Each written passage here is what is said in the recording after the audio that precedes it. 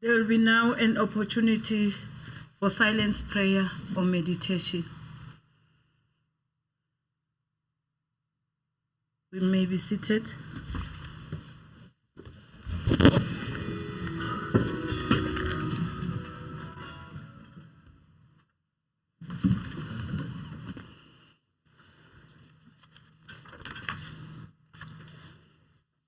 Honorable members, are there any member statement? Honorable Chief Whip.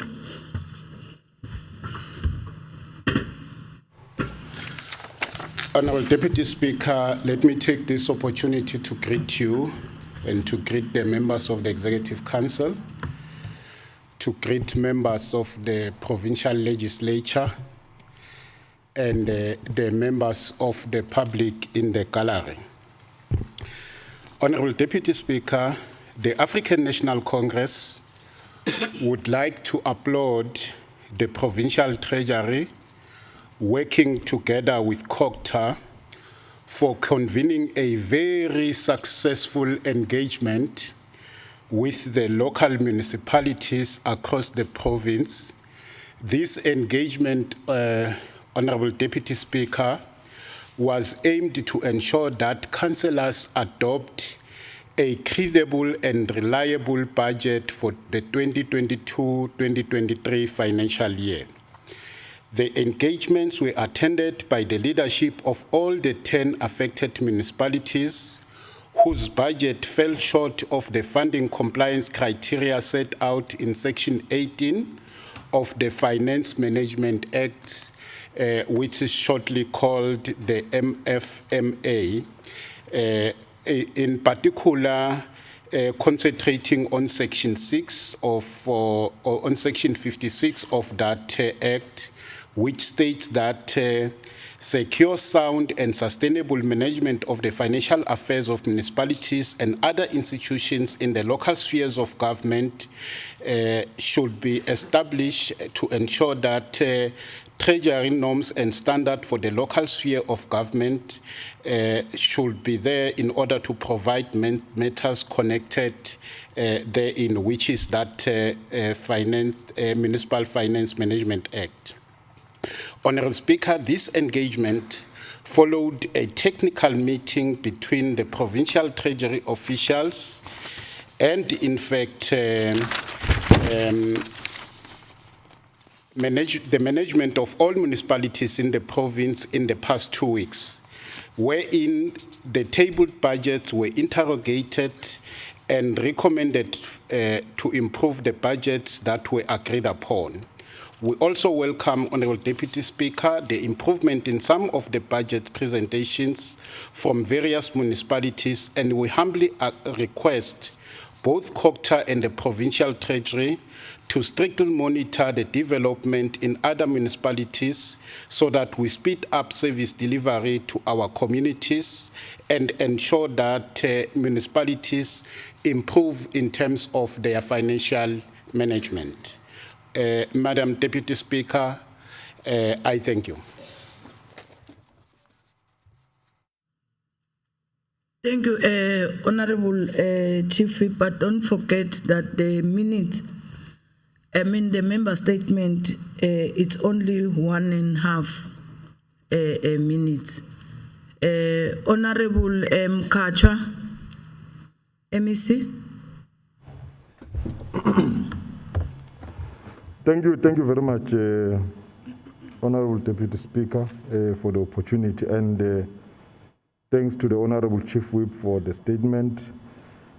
Indeed, Honorable Speaker, what the Chief Whip is referring to, it's part of our support which we continuously give to municipalities, and it was within that context that we undertaken these engagements, because we have observed after municipalities have approved their draft budgets that some of their budgets were unfunded.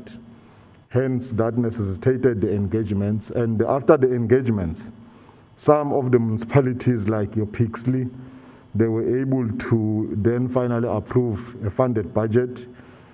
And Dipali Singh as well was able to approve a funded budget. Well, with Msuwalikwa, for instance, they were able to reduce from 1.6 billion to 900 million.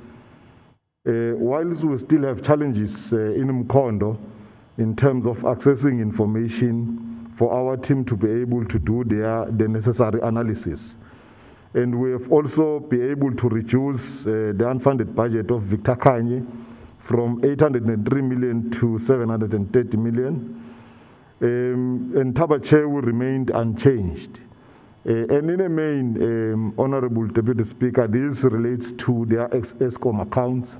But what I can confirm is that all these municipalities were able to present concrete budget funding plans, which in our view, if these budget funding plans were to be implemented to the latter, we will be able to turn around the financial position of our municipalities.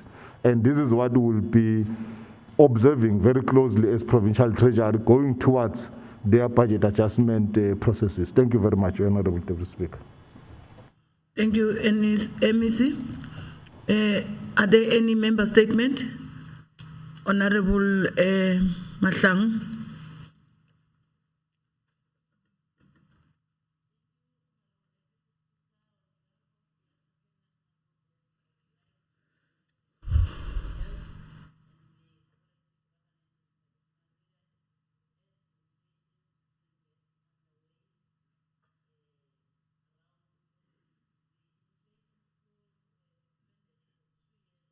COVID-19 and will resume this winter.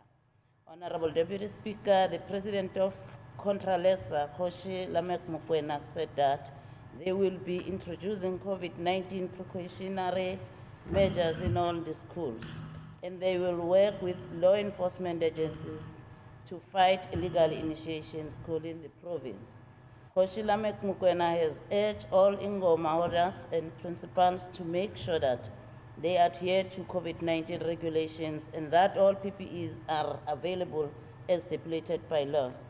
Honorable Deputy Speaker, we urge all those who want to have Ingomas to adhere to the requirements and also request the Department of Health and Department of Cooperative and Governance and Traditional Affairs to work together with the chiefs and ensure that the precious lives of these young men are preserved. Thank you. Thank you, Honorable Manzini.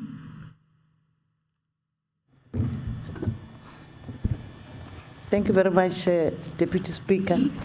And indeed, we really appreciate that as a provincial government, we are able to work hand in hand with our traditional leaders, and also MEC of COGTA is leading us in this regard.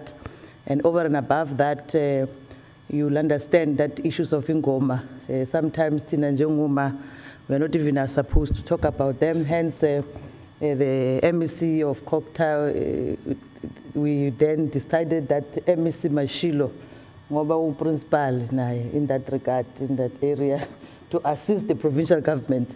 So we really appreciate that. He's doing a good job convening all of us, and also appreciate Abondabezita because they also invite us, like I went to Ngonyama to discuss the issue for health of our people. So we really appreciate that they're able to adapt with us, even if we are not supposed to, but they find a way because the health of labantwana abayengomeni uthi MEC Mashilo singakhulumi kakhulu sithi initiation school because siyenza ibe isilungu kakhulu sifuna sisebenzele igama lekuthi baya engomeni ingoma so that izwakale kahle masikhuluma ngaleli singisi siyenza ize ibuke ngathi into esilungu so ke sesiyafunda nathi ukuthi that's how we must call abaya abantu abayengomeni nengoma, but we really appreciate the support that we are getting. Thank you very much. Thank you. Any member statement? Honorable Grobler.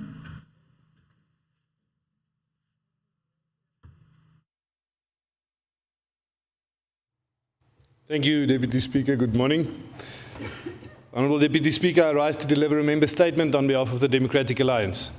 Honourable Deputy Speaker, Chapter 9, subsection 3 of the Constitution states that the state may not unfairly discriminate directly or indirectly against anyone on one or more grounds. This includes race, gender, sexual orientation, marital status, disability, religion, belief, culture and language. However, Honourable Deputy Speaker, the Mpumalanga government is contravening Chapter 9 of the Constitution when it comes to the learners who are disabled. Disabled learners with special needs in Mpumalanga do not receive the same amount of support or funds as fully abled learners receive. In Masinakane Special School, learners continue to sleep in the classrooms which are not suitable for accommodation, and they use buckets to relieve themselves during the night because the toilets are outside and far. No other public school in Mpumalanga has been subjected to this kind of treatment. The department has renovated the old school block across the road instead of building it inside Masinakane's schoolyard. The building will accommodate only 40 learners, leaving the majority of learners to continue using the classrooms as accommodation. Deaf and blind learners in Mpumalanga have been waiting 12 years for a school.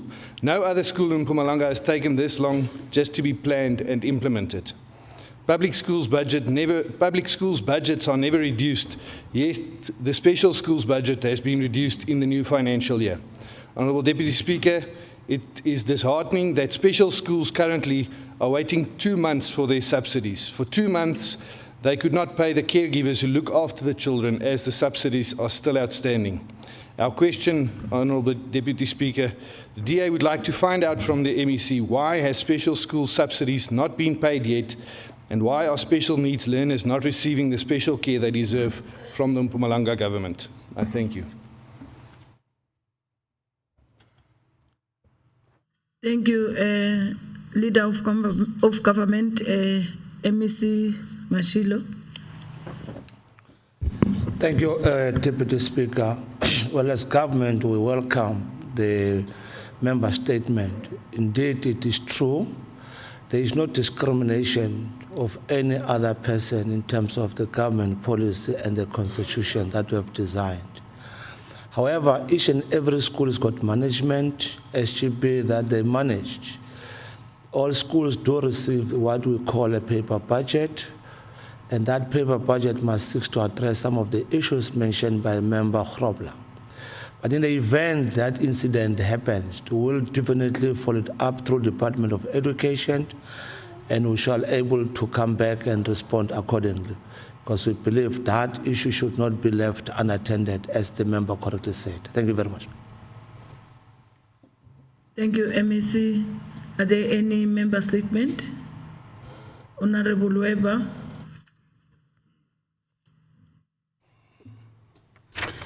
Madam Speaker, I rise to deliver a member statement on behalf of the Freedom Front Plus, and I want to place on record that I've decided against amplifying the complaint that I brought to the attention of the Leader of the House yesterday, which he knows about. Madam Speaker, the Freedom Front Plus welcomes the arrest of Mpumalanga Department of Cooperative Governance and Traditional Affairs, HOD, Somkeren Ngubane, over personal protective equipment, fraud and corruption amounting to 5.9 million. Ngubane joins his co-accused in COGTA Deputy Director Raymond Manzini, his brother Chris Manzini, and the Director of the Zalabantu Estate Trust, Moses Ndlovu, in the matter. Madam Speaker, this is the background.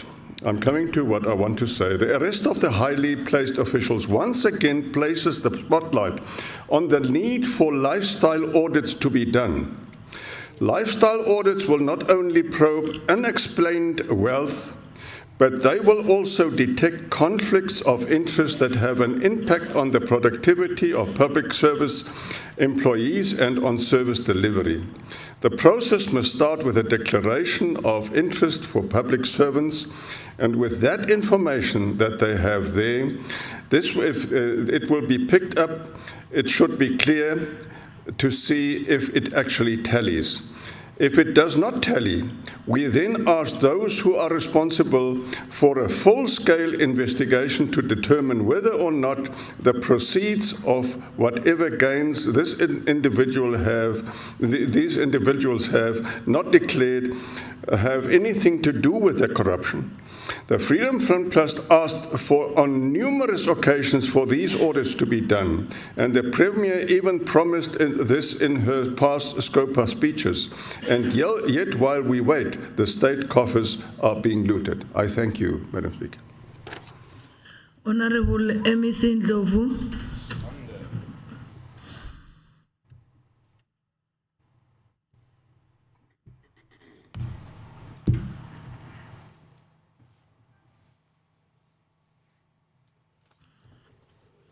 Thanks, Deputy Madam Speaker.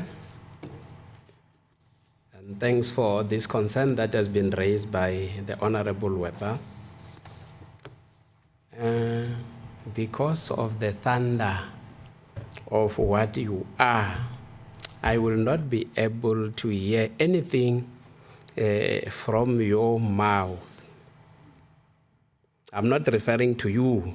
I'm saying that even today, if I was going to present the budget without touching this matter, most of you were not going to hear or you were not going to follow my budget statement. So it will be good that we start by addressing this matter of the arrest of our HOD. Most of the concerns that you are raising, Mr. Weber, about the lifestyle audit of senior managers, that is what we are doing.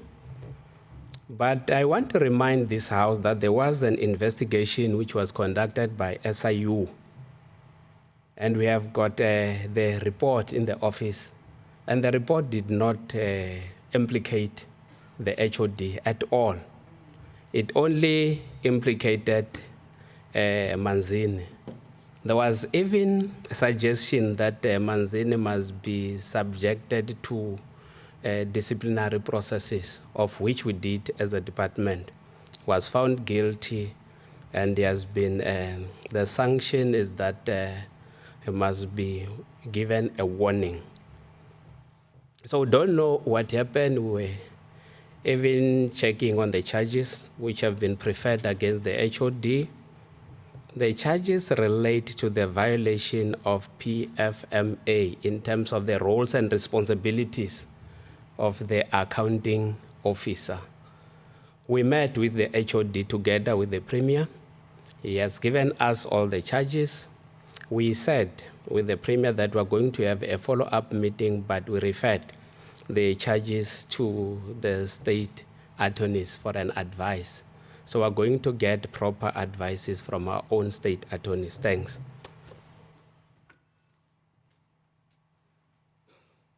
Thank you very much, Honorable MEC.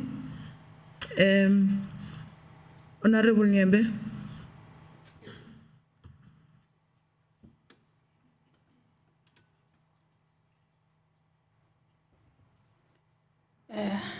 Thank you, Deputy Speaker. Deputy Speaker, I rise on behalf of the economic freedom fighters to raise our disappointment about the money launderer, kidnapper, Cyril Ramaphosa, who has suspended the public protector when the court is due to make a ruling today on whether he has the powers to suspend the public protector. He is desperate. He wants to save himself from criminal investigation about the millions stashed under his bed. It is only in South Africa where a thug suspends a public protector. We need an honorable president, a man of integrity. Honorable Speaker. Someone who lay bare. You may take your seat, Honorable Nyemba. Honorable Mlombo. Honorable Deputy Speaker, I don't think it is parliamentary for the honorable member to call our president a thug.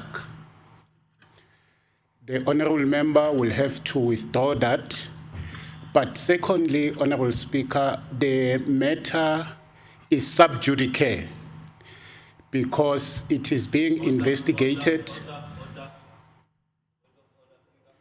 Honorable Speaker, there can be no point of order on top of another point of order. It can't be a point of order, Honorable Sedibe, on a point of order. And let Honorable... Let me finish. Let me finish. Let me finish, Honorable Speaker. Continue. No, I'm not responding. I'm calling a point of order because the matter is sub judice. The matter is being investigated. It cannot be raised here. Okay, honorable members, Honorable Sedibe, Honorable Nyembe, maybe just withdraw the name of tax and continue with your statement.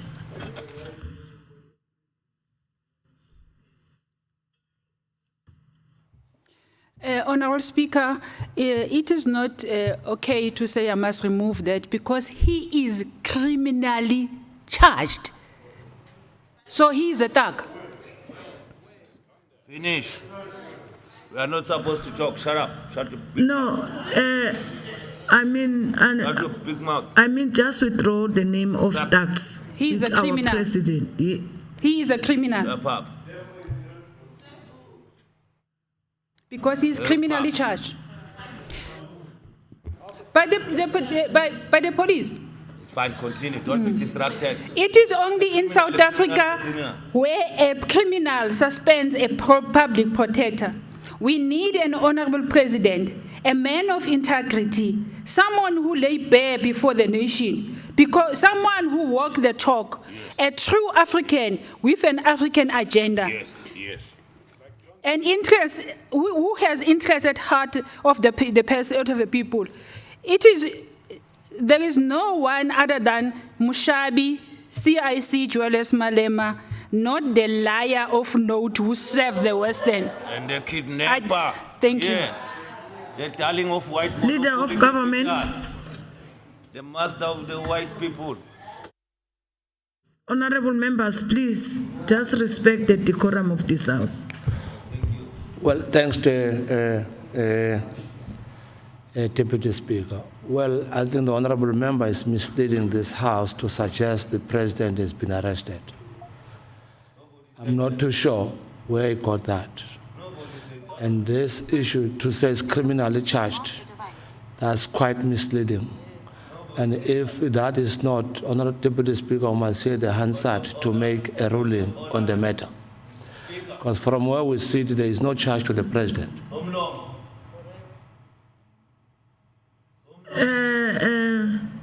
You may take your seat, Leader of Government. Honorable Sedim.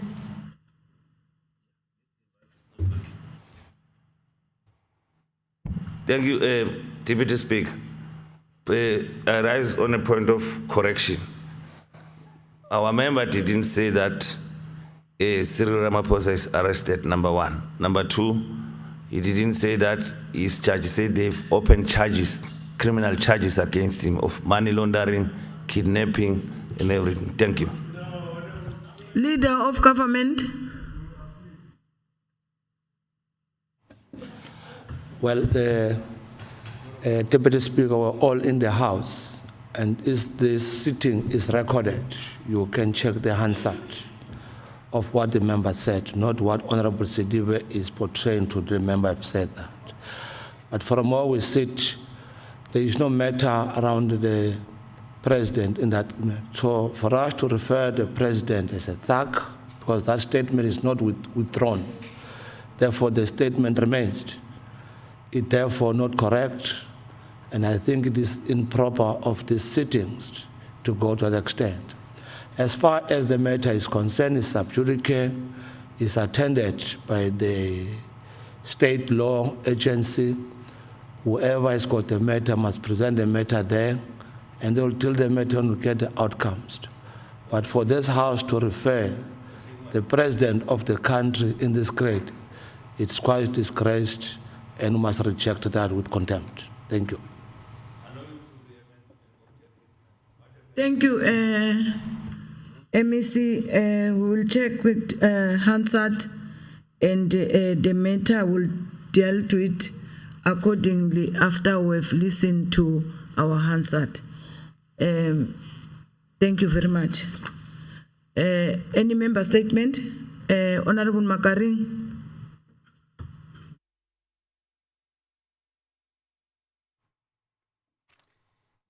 Inkomu, Deputy Speaker, And Ranza Gupushela, executive members, honorable members, and our guest present this morning, Afshin. Nimele Nisukanima ku Tavlavlela African National Congress. Leila Wakaku Cancer, Tatana Mike Sibia from Kanyamazan. Lui Angamsa Maria wa Musa, Anga donata a Wi-Fi ya mahala na laptops ka xikolo xa Likazi Primary School. As the country enters the fourth industrial revolution, there is a need to empower and invest in young people because they are the future. In today's life, Wi-Fi is one of the biggest resources because it is such a big help to our society. Wi-Fi is needed in our schools because it is by far the biggest help in finding information on just about anything. Manana Speaker, ikuimela African National Congress la ku cancer va Msamaria wa Musa va ku fana na Tatana Sibia from Kanyamazana. Na ku ila ku kombela ka vaakatiko va le Kanyamazana ku ava pfuneti ku va tihlo ra ku gada tinsulavoya ku ti nga hiti yiva a swilo leswi nga niketiwa le xikolweni xa Likazi Primary School. Ta khensa.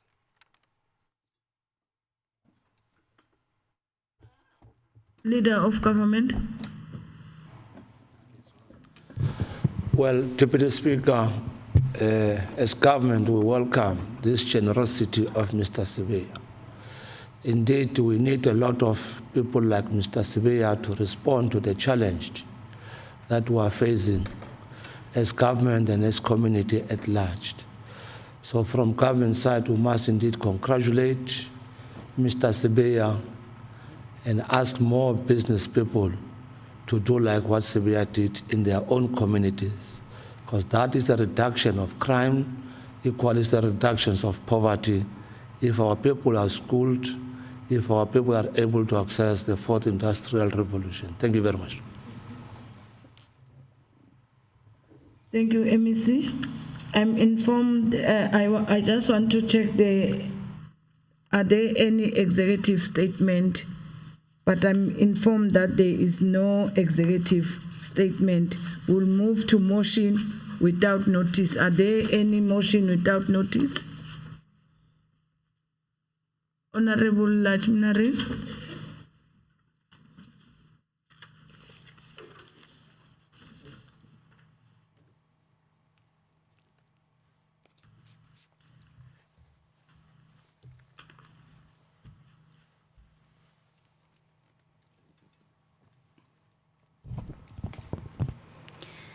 Honorable Deputy Speaker, I rise to move a motion without notice on behalf of the African National Congress to appreciate our Honorable Premier for honoring her promise she made during the State of the Province address this year. Noting that the state power utility, ESCOM, has entered into a memorandum of agreement with the Mpumalanga provincial government to foster better relations between the two and allow for the implementation of ESCOM-related initiatives in the province. We believe that the MOA will facilitate efforts to minimize crime such as theft, vandalism, violent incidents, hostage situations, hijacking, and disruption of critical key infrastructure. Further noting, electricity theft puts ESCOM's infrastructure under immense pressure and in some cases resulting in explosion of transformers. Illegal connections pose a danger to the community, particularly innocent children, and affect businesses, schools, and hospitals.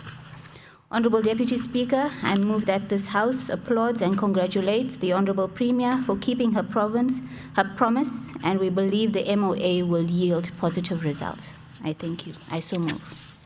The question before the House is whether we agree to adopt the motion. Agreed to?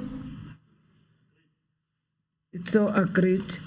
Next motion, if there's any motion without notice, Honorable Lubisi.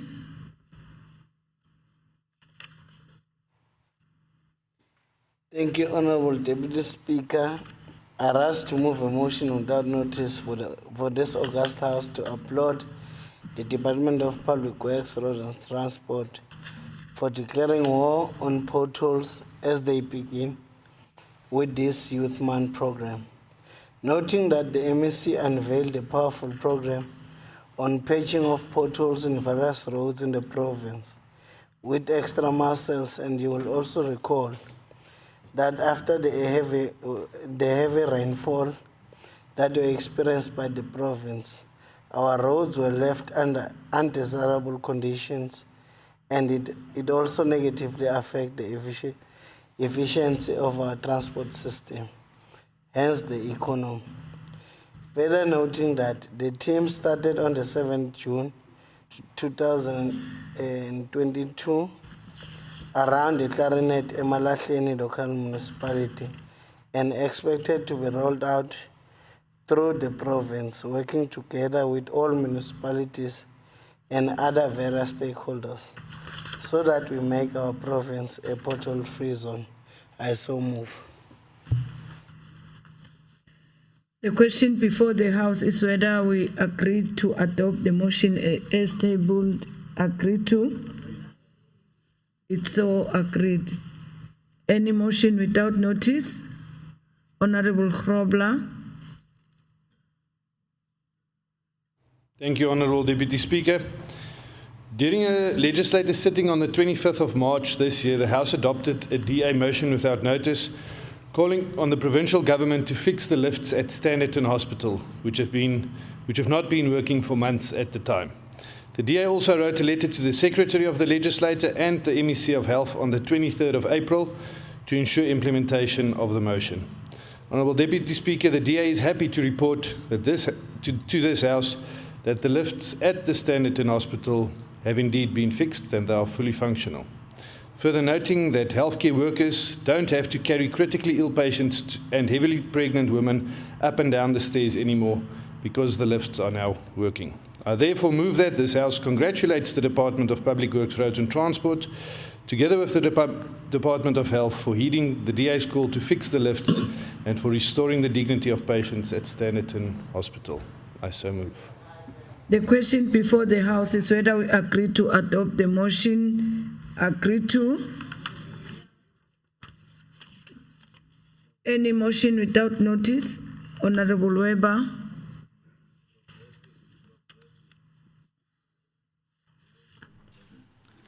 Madam Deputy Speaker, I rise to deliver a motion without notice on behalf of the Freedom Front Plus. And this is to point out events in the Mkondo municipality area, which is quite concerning. It is about a gravel road that was to be constructed to the Sandbank village. Initially, the contract was for 16 million rand, which was eventually increased to 26 million rand. At first, a consultant was paid for the construction supervision from which no value was derived, and this caused fruitless and wasteful expenditure amounting to more than 800,000 rand.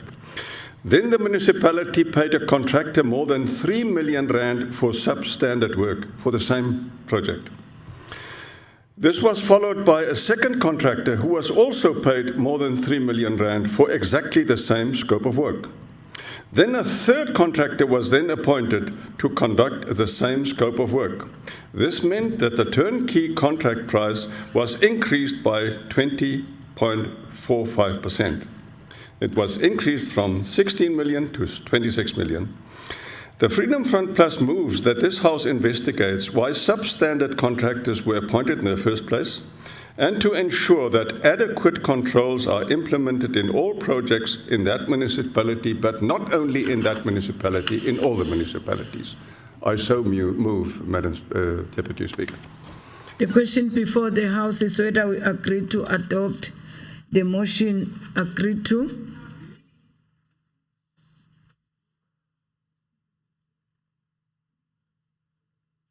The motion, it's so agreed.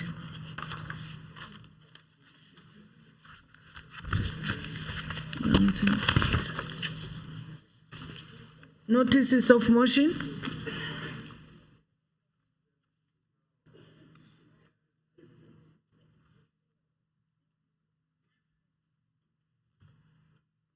Notices of motion.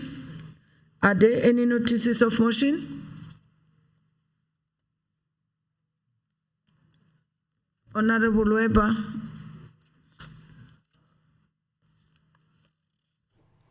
Thank you very much, Madam Deputy Speaker. I hereby move on behalf of the Freedom Front Plus that in our next sitting, this House debates the blatant disregard for our environment when mining groups speculate areas to mine. Large-scale mining takes place without any rehabilitation to the affected environments. Historically, specifically, coal mining has had a significant impact on the environment, and there is substantial evidence of a strong link between environmental pollution from mining activities and the health and well-being of humans and ecosystems in the surrounding vicinities. These impacts can be largely associated with water quality, physical and chemical land degradation, and air pollution through dust fallout and emissions of particularly matters and toxic gases in particular. AMD from coal mining results in significant pollution of land and water resources. Published literature provides evidence that this environmental pollution may, and often does, have an adverse effect on the local ecosystems as well as on community health and livelihoods, particularly on crop and livestock farming. I so move, Madam Deputy Speaker.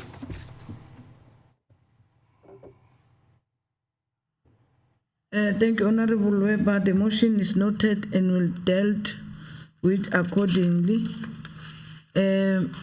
Formal motion. I'm informed that there's no formal motion.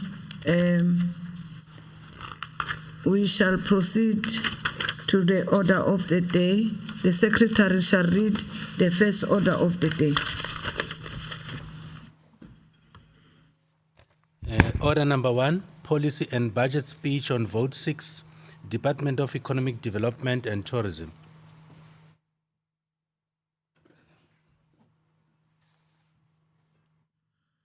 I'll now call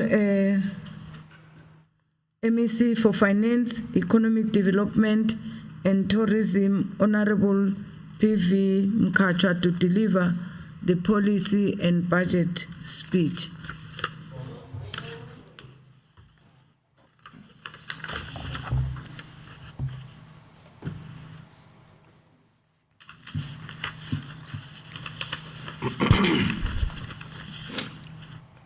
Thank you very much, Honorable Deputy Speaker, for the opportunity. Let me greet the Honorable Premier, Ms. Refilwe Mtsweni-Tsipane. Let me also greet the Honorable Chief Whip and Deputy Chief Whip of the Majority Party, colleagues in the Executive Council, and honorable members of the Provincial Legislature.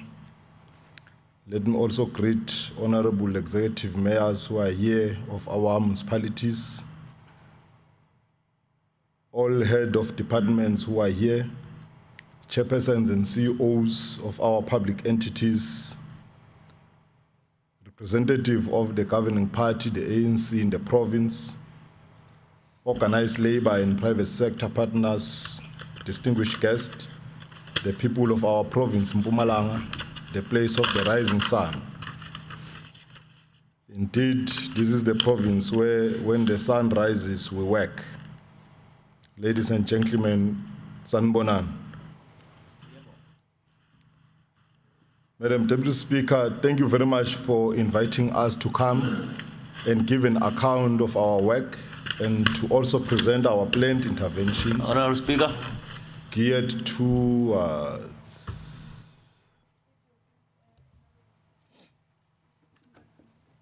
Honorable Mkachwa, Honorable Sedibe. Yeah, thank you, the Honorable Deputy Speaker. Rule 33.6 of this House compel the MEC or the Speaker to recognize the leader of the official opposition. specifically. So the Honorable MEC didn't recognize the leader of the official opposition. Can we please do that? Recognition of the official opposition. Check it there. All right. MEC. I recognize the Honorable Sedibe. Thank you. Yeah. Well, Madam Deputy Speaker, thank you very much for inviting us to come and give an account of our work and to also present our planned interventions geared towards steering economic activities in the province during the 2022-2023 financial year. But before I cogently articulate the work we are doing as the department, let me take this opportunity and acknowledge the fact that this policy and budget speech is tabled during a very important month in our political calendar, the Youth Month.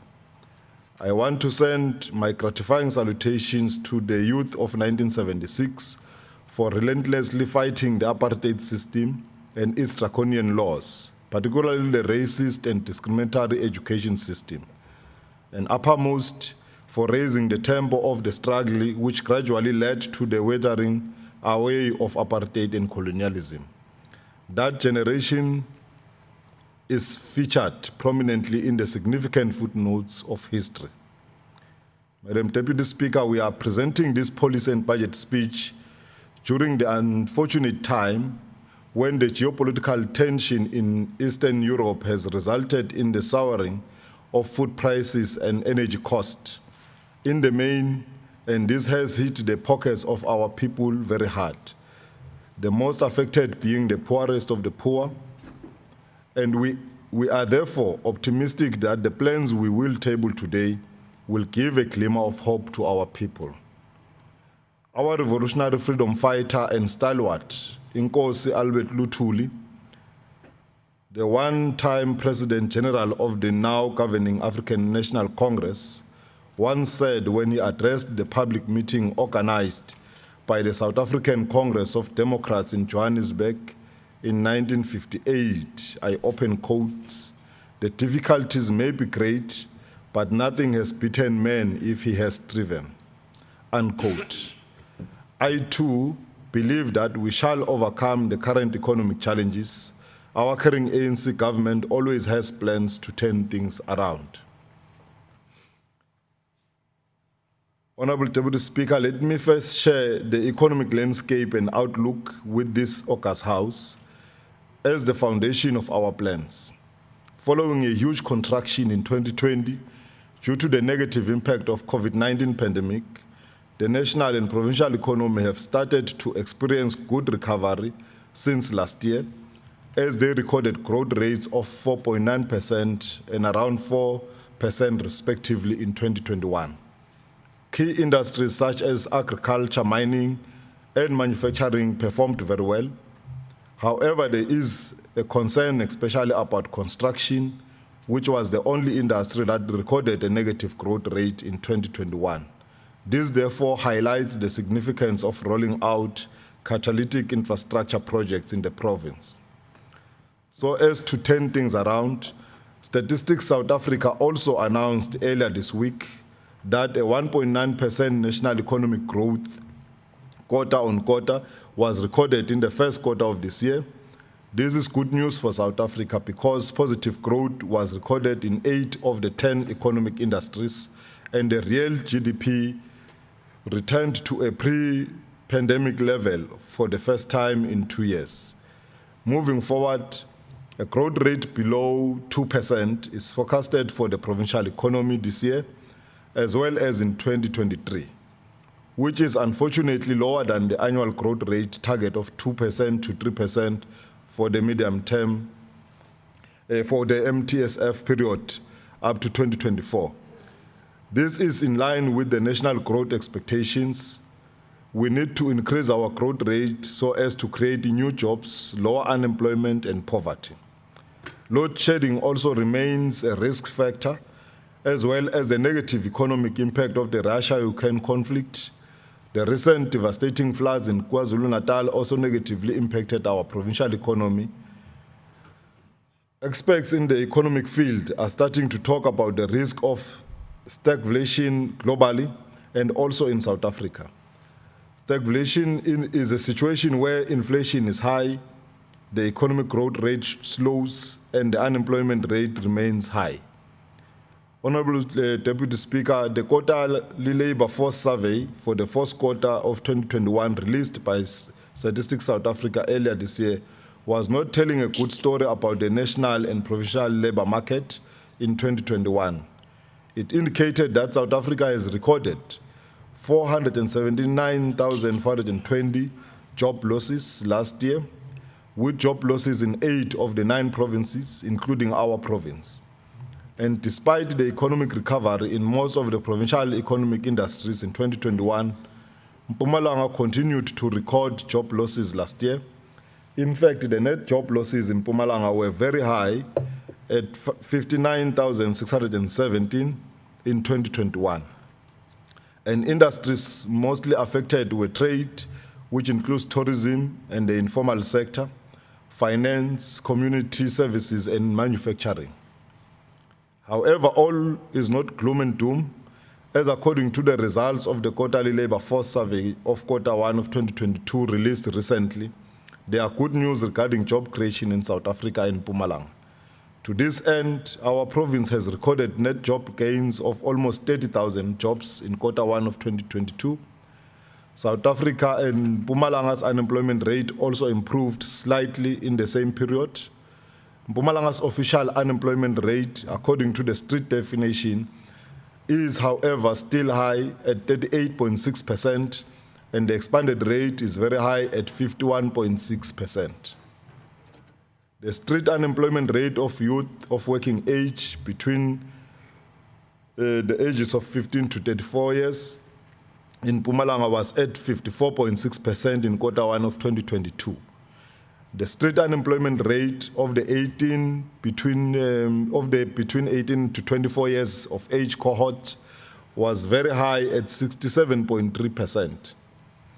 Like the Honorable Premier said, this highlights the critical importance of job creation for our young people, which is fortunately a top priority for our government. And as per the NDP, we have to work towards significantly reducing South Africa's unemployment rate to 6% by 2030, according to the street definition. Our target as a province is to reduce the unemployment rate to at least 25% by 2024 and also to 6% by 2030.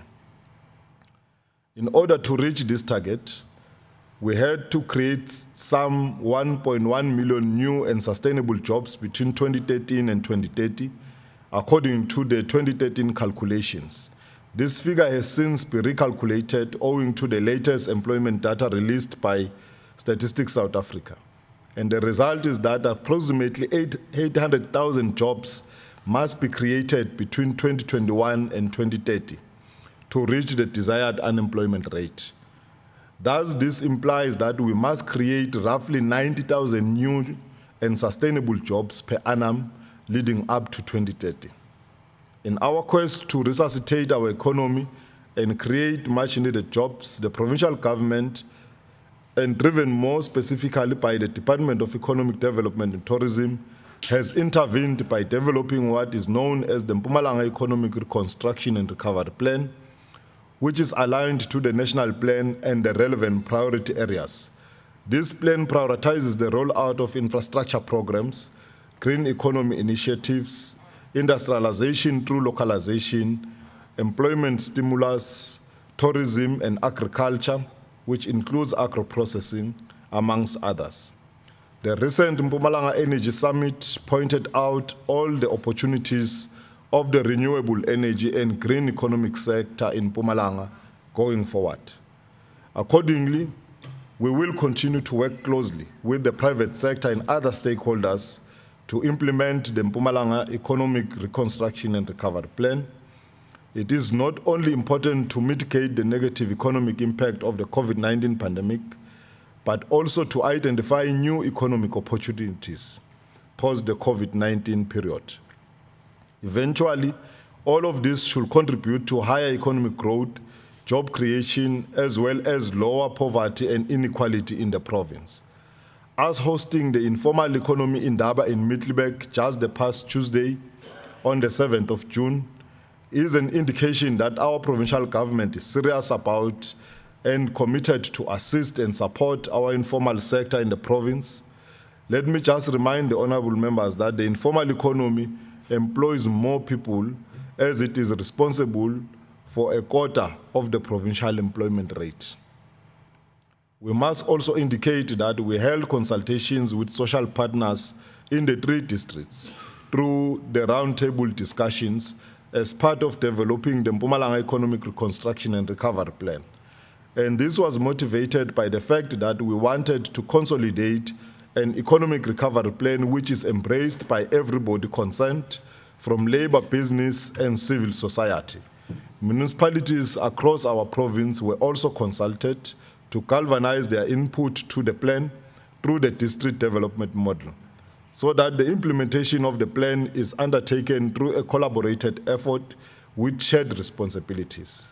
Consistent with the position I have just articulated, in the context of the Mpumalanga Economic Reconstruction and Recovery Plan and its makeup, we further took discussions with other key stakeholders like your ESCOM, the Mineral Council, South Africa, the Council of Geoscience, your Seriti Resources, just to mention but a few. In terms of our commitments and interventions, Madam Deputy Speaker, it is all hands on deck this year as we strive to turn the economic tide around. As such, it is our intention as a province to host an economic summit between July and August this year, which will be anchored on the implementation of the projects highlighted in the Mpumalanga Economic Reconstruction and Recovery Plan. Like Nkosi Luthuli said, the difficulties may be great, but nothing has beaten man if he has striven. Therefore, despite the challenges brought about the COVID-19 pandemic, we continue to make progress in turning the prevailing economic situation around. Last year, on the 8th of June, I stood before this August House and tabled our department's plans for the financial year ended March 2022 and requested the House to appropriate the concomitant financial resources to allow us to realize those plans. Let me now share with the August House what we were able to achieve, as well as tabled our plans for the 2022-23 financial year.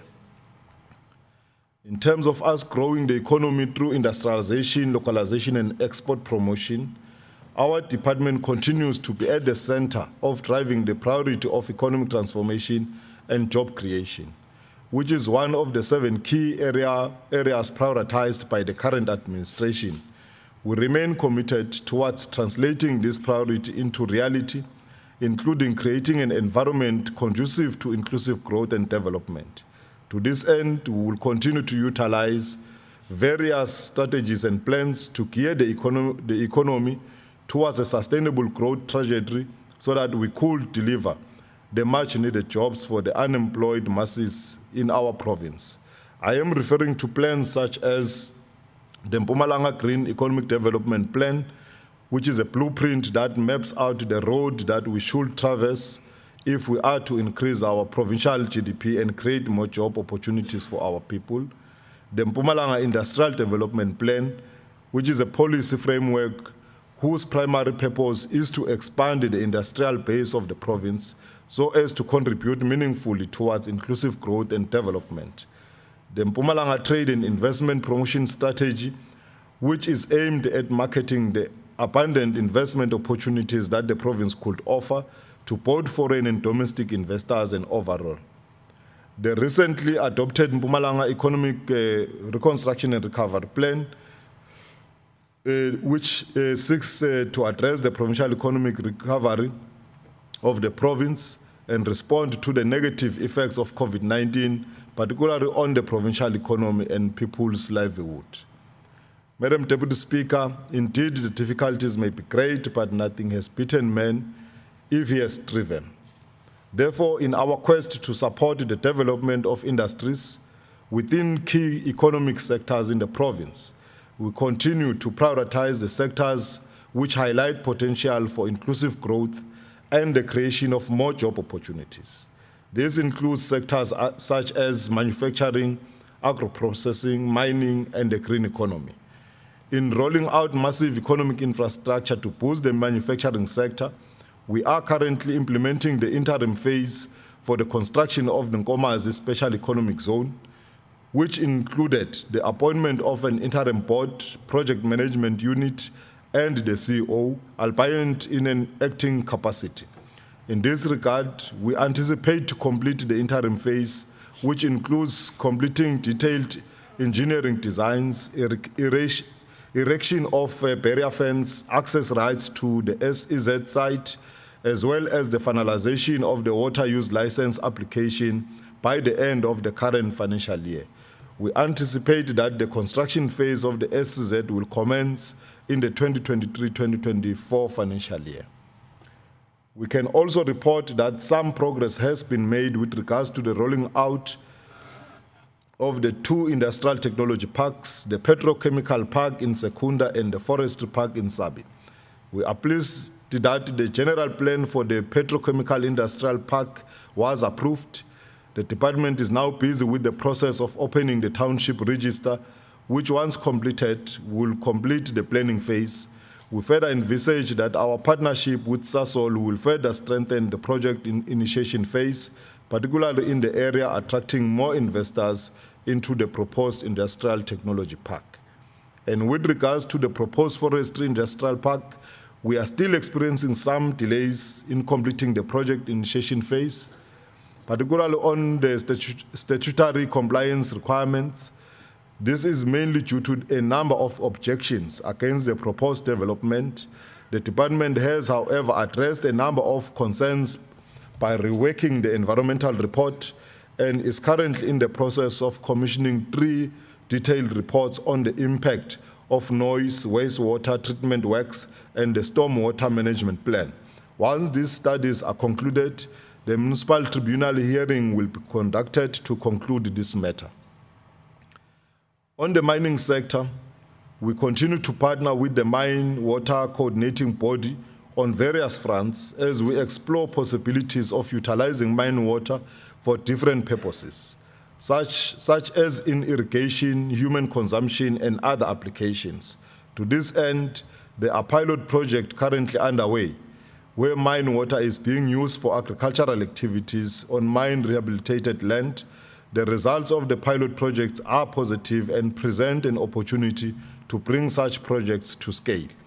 We are also investigating groundwater remediation and surface water assessment at the Brakspreid Pollution Control Works project to ascertain the most effective method to reduce acid mine drainage into the Brakspreid water sources. In addition, we're also looking at Komdrai mine site for this scalable life-size demonstration model of a sustainable mine closure project. Another project being piloted is the Green Engine project, which is aimed at developing a regional economic model where mine-owned land, renewable energy, and treated mine water will be used to develop business opportunities for local communities in the Upper Olifants catchment. Indeed, the difficulties may be great, but nothing has beaten man if he has striven. That is why youth empowerment and development remains one of our priority areas. As such, we will continue with the incubation program, which focuses on the Mpumalanga Stainless Initiative and the Furniture Technology Incubator. These incubators are training and skilling of our young people in steel fabrication, furniture manufacturing, and upholstery, respectively. During the current financial year, our department will endeavor to establish a furniture manufacturing hub to further support students who have graduated from the FENTech. We strongly believe that this initiative will go a long way in opening more and new market opportunities for our people, young people in particular. And still on the incubation program, we are optimistic that the 4IR incubation program must be supported to close the gap in the technological and innovative space in the province through embracing science and technology to pursue research and development. In this regard, we will soon host our golf tournament whose proceeds will be donated to this initiative. The construction of the much-awaited Mpumalanga International Fresh Produce Market will be completed during this financial year. We are currently busy with its operationalization plans to ensure the market is up and running once completed, so that it can start to contribute to the provincial economy and ultimately play a crucial role in the development of small businesses and job creation. In terms of strengthening support to grow the small business sector, Madam Deputy Speaker, one of our mandates is to support, nurture and grow small businesses and cooperatives in the province. Thus, in our quest to fulfill this mandate, the department, in partnership with the private sector, was successful in ensuring that SMME and cooperative participate in the construction, mining, agriculture and tourism value chain. Amongst others, and in addition, the department facilitated the participation of small businesses in all infrastructure projects rolled out in the province.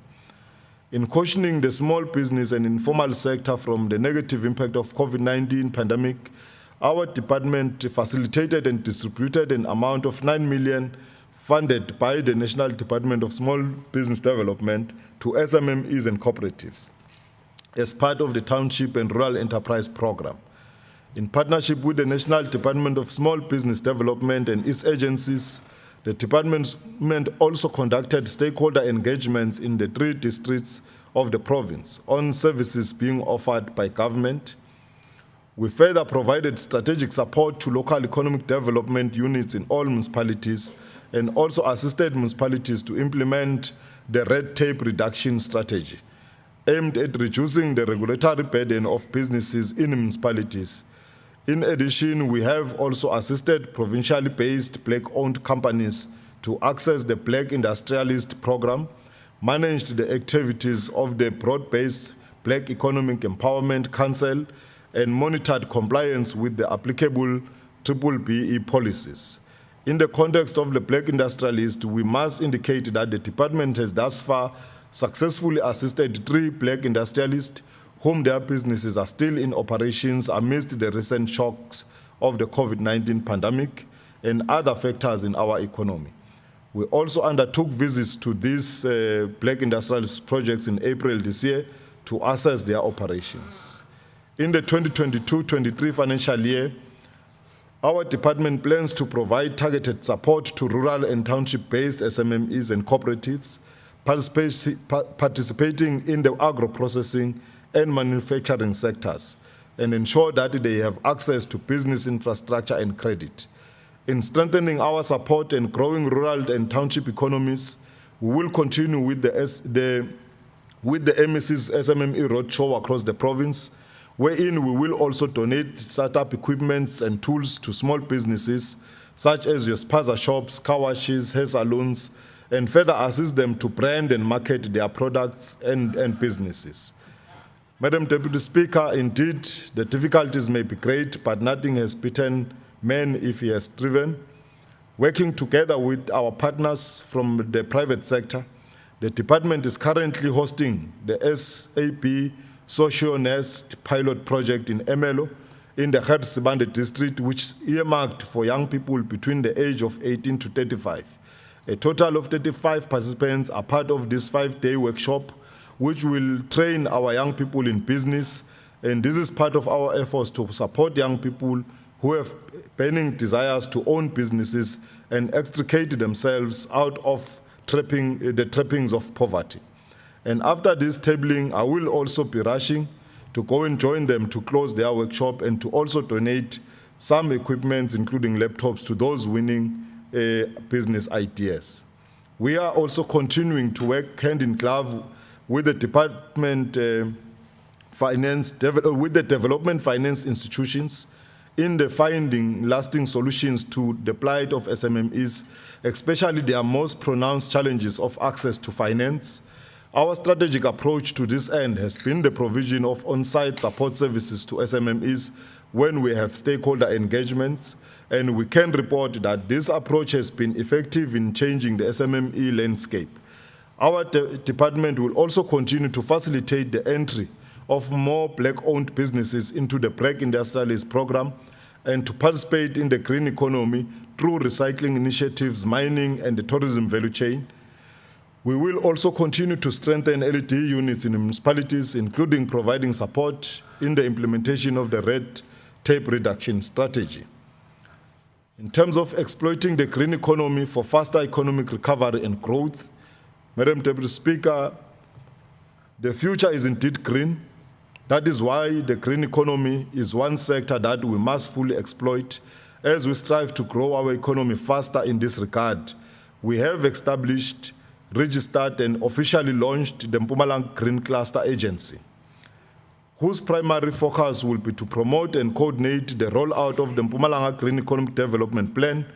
The Green Economic Cluster will contribute greatly to initiatives in the Just Transition Program, which will steer the province away from using coal as a source of energy towards a cleaner energy producing environment within Mpumalanga in the long term.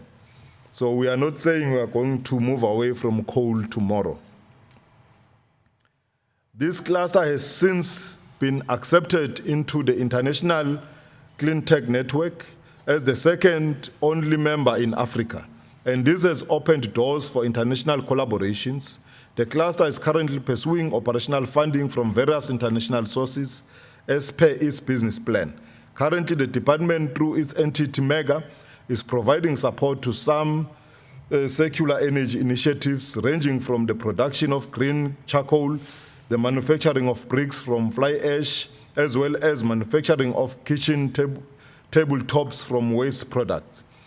In respect to the sector development, the cluster has already had over 240 engagements with role players and an investor lending desk, which outlines opportunities in the province for potential investors, has been developed. We have further established what is known as the Circular Economy Cluster and appointed people to drive the industrial symbiosis program of the province. There are several developers in the energy space who have already started projects in the province.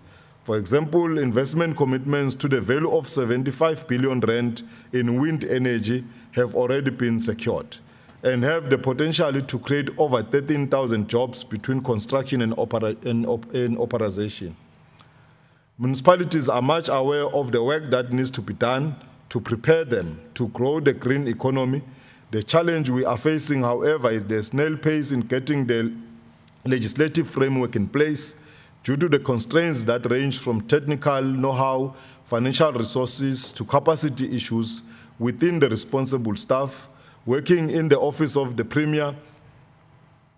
With the Office of the Premier, our department has already successfully hosted the Energy Summit at Emalahleni with the primary objective to support and create pathways for just transition in the province.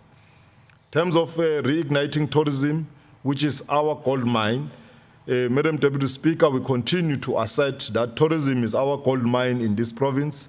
It continues to be the goose that lays the golden egg for us. Hence, we must continue to nurture and exploit its potential to create the much-needed jobs. In widening our tourism product offerings, we can report that much-awaited God's Window Skywalk is now under construction. The sword-turning ceremony for this PPP project, which is anticipated to be completed in 2023, was done by the Honorable Premier in September last year. With approximately 915 meters drop, the skywalk will be much higher than the Grand Canyon skywalk in the United States, which stands at between 152 meters and 244 meters.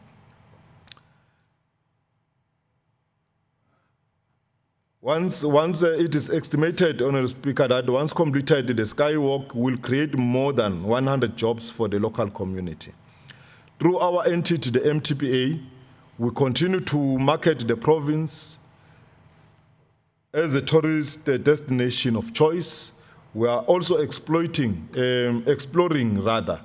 options of marketing the province as a filming destination, and this view was strengthened by the visit of one actor called Tom Cruise in our province. And we do this, Honorable Deputy Speaker, by participating at various domestic and regional and international tourism exhibitions platforms, such as the recently held meeting Africa in Senten, the Africa Travel in Daba in Durban, and the IMAX in Germany, amongst others. In addition, in our quest to position Mpumalanga as the preferred filming world-class destination of choice, the MTPA is currently working with the Mpumalanga Film and Television Agency to realize this priority target. We have realized that international filming companies have shown interest in our province, as evidenced by the recent visit of American actor Tom Cruise, as I've mentioned, for the shooting of his latest movie, Mission Impossible 8. Reports indicate that the film industry contributed amongst about 7.2 billion to South Africa's economy in 2020, which regrettably fell to around 2.9 billion in 2021 owing to the COVID-19 pandemic. It is our intention, therefore, to claim a huge stake in this industry for the purpose of catalyzing and growing our economy, as this will result in job creation for our people when filming takes place within their vicinity. The safety of tourists in our province is also our top priority. Hence, we continue to work closely with our sister Department of Community Safety, Security and Liaison and the South African Police Services to make tourists feel free. This has culminated in the establishment of the Mpumalanga Tourism Safety Forum, comprising our department, the DCSSL and the SAPS, Regional Tourism Organization and district municipalities. Consequently, 288 tourism monitors were trained on safety and security and have since been deployed to various tourism attractions across the province. And during the course of the current financial year, the province will hold the tourism safety in Daba to discuss strategies to protect our tourists. In our quest to protect our fauna and flora for prosperity, we continue to utilize technology to protect our endangered species like the rhino and the kaiket. In this regard, through the MTPA, we have established an operational center at Manyeleti Nature Reserve, which uses real-time cameras with high technology to ensure monitoring of endangered species. The MTPA is also utilizing a light aircraft to augment the technology on the ground so as to have a spontaneous overview on air. We also continue to microchip our kaikets which enables the monitoring of these endangered species and protect them against illegal trade. Work on installing directional and welcome signage at the Barberton Makonja Mountain World Heritage Site has started, and we will be completing this current financial year. We have also embarked in the Parks Rejuvenation Program to ensure that we improve and enhance the state of our parks and to uplift communities living adjacent to these parks. We have further embarked on roadshows to engage stakeholders in and around our nature reserves to make sure the communities protect their parks and derive value in terms of economic spin-offs from the opportunities presented by these nature reserves. Just this past Monday, on the 6th of June, we held yet another engagement with the communities surrounding the Songimvelo Nature Reserve, and SMMEs had an opportunity to access financial and non-financial support through on-site services provided by invited government's development finance institutions.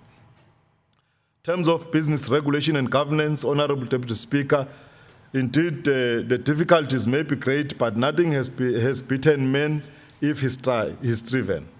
Our department is further enjoined by the country's constitution to regulate economic activities in the province. In collaboration with municipalities, we continue to monitor the regulatory impact of policies and legislation on the informal sector traders who were notably negatively affected by COVID-19 pandemic-induced lockdown. This surely requires a review of bylaws as a concerted effort to provide sustainable support to the informal sector so as to grow the second economy. Work has already started on the integrated approach to address the challenges and the red tape experienced by the informal sector. To this end, we will host the informal economy dialogues in the 3 districts in the current financial year to pave the way for the development of the informal economy sector provincial policy and strategy. In the context of making strategic interventions in the informal economy, and given that we recognize the significance of informal traders in our economy, we have just 3 days ago, in collaboration with the National Department of Small Business Development, hosted the informal economy in Daba in Middelburg, in Steve Tshwete local municipality, where we brought informal traders across the province under one roof to listen to their challenges and share experiences. We also invited big industry players, including financial institutions, to provide financial and technological advices to informal traders.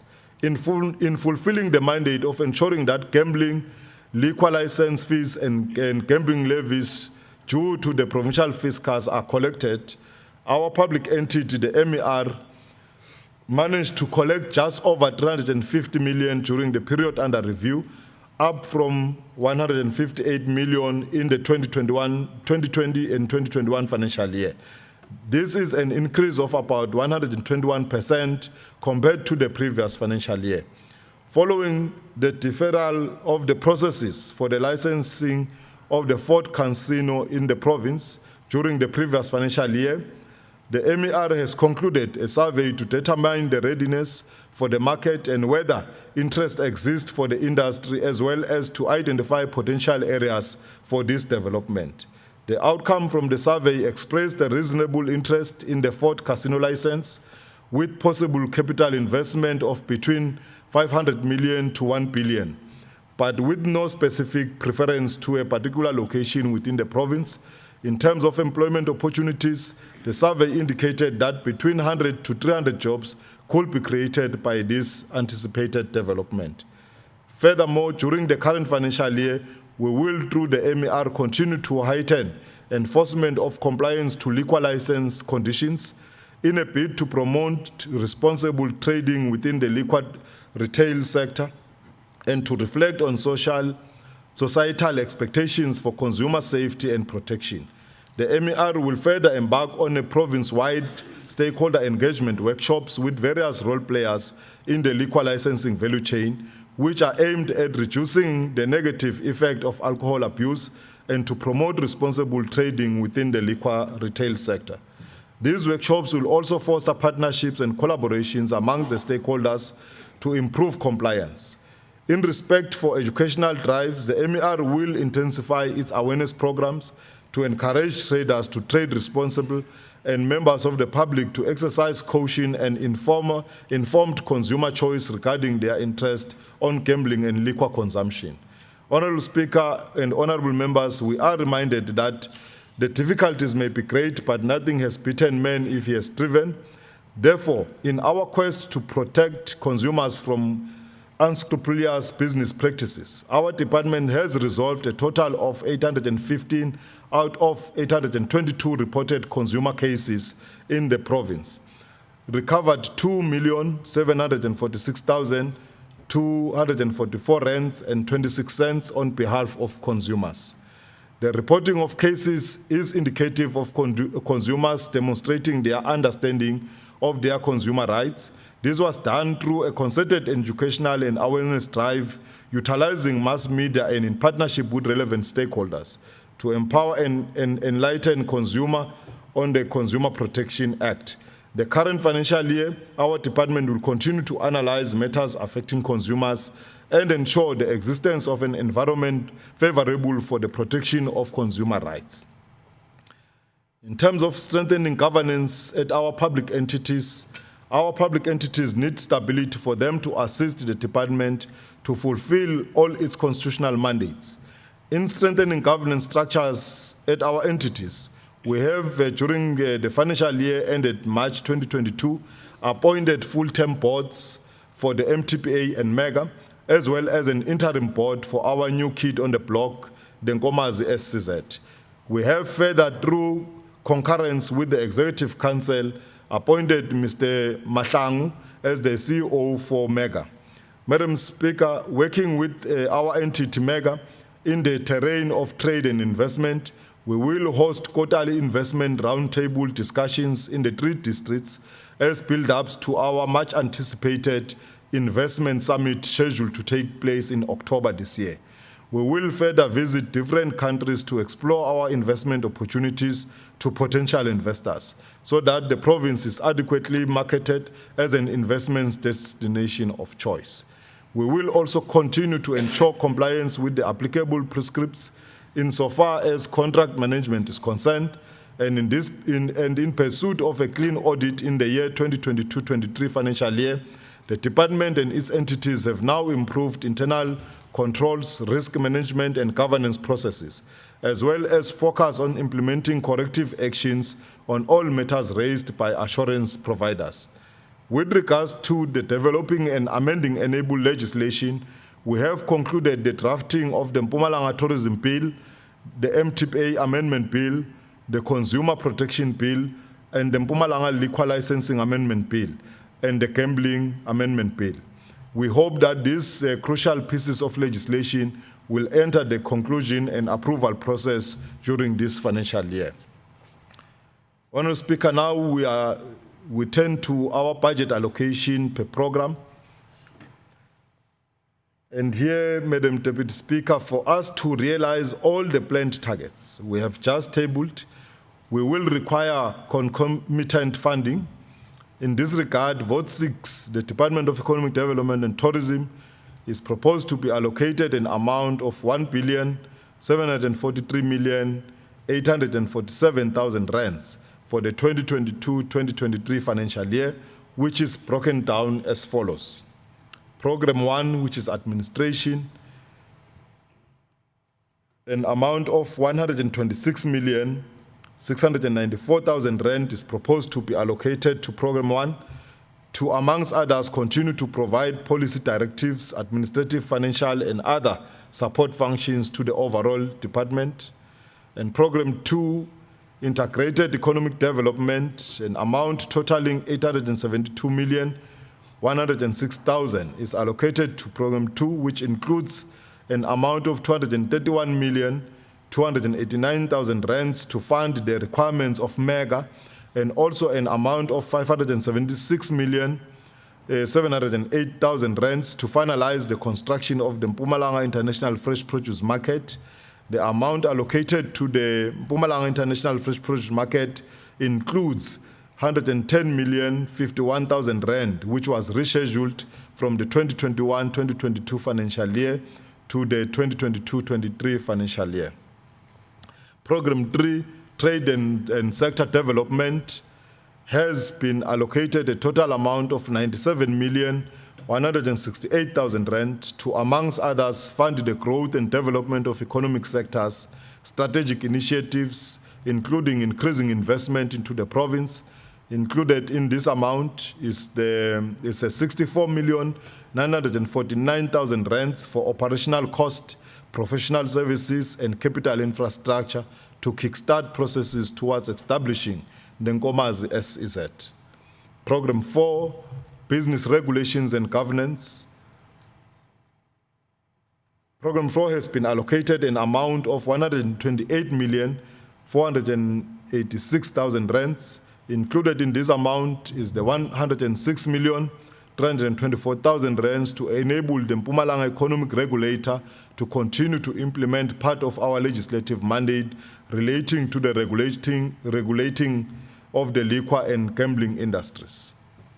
Program 5, which is economic planning, a total amount of 21,210,000 rand is allocated to Program 5 to continue to provide economic planning, analysis services to the province, as well as to fund the green economy initiatives. Program 6, which is tourism. Program 6 is allocated an amount of 498,183,000 rands to continue to grow the tourism sector and to market and promote Mpumalanga as the tourism destination of choice. Included in this amount is the 467,263,000 rand to fund the requirements of the Mpumalanga Tourism and Parks Agency. Honourable Speaker and honourable members, the executive authority of the department As the executive authority of the department, I now request the House to consider and approve the total budget allocation of 1,743,847,000 rand to fund the requirements of the department and its 4 public entities for the financial year ending March 2023. And in closing, Honorable Speaker, we are advised by Martin Luther King Jr. that, and I open quote, if you can't fly, then run. If you can't run, then walk. If you can't walk, then crawl. But whatever you do, you have to keep moving forward, unquote. So in our quest to continue to steer the economic activities in the province towards full recovery, we are very much conscious that our journey moving forward will not be a walk in the park. It is a journey that requires people who are determined to do things with zoom and zeal. It is a journey that requires people who are determined to keep moving forward, whatever it takes, because they too subscribe to the notion that the difficulties may be great, but nothing has beaten man if he has striven. And in appreciation, Madam Deputy Speaker, the strategic interventions I have just tabled are the work of the collective which is led by the governing and caring African National Congress. I would therefore like to express my profound gratitude to the leadership of the ANC in the province, ably led by Mr. Mandla Ndlovu as the chairperson, and who is also the MEC of Cooperative Governance and Traditional Affairs, for guiding our work, which has culminated into this reassuring plan of interventions. My gratitude also goes to the Honorable Premier for believing in me and for affording me an opportunity to lead this department. I further extend my appreciation to my colleagues in the Executive Council, the chairperson and members of the Portfolio Committee on Premier's Office, Finance, Economic Development and Tourism for their continued guidance and support. Let me end by also thanking my family for allowing me to serve the people of Mpumalanga and all our social partners, including organized labor, the private sector, and the people of the province, the place of the rising sun. We really value your contribution on this daunting journey towards economic recovery. Let's grow the economy of the Mpumalanga together, and let's leave no one behind. Thank you very much, Honorable Deputy Speaker.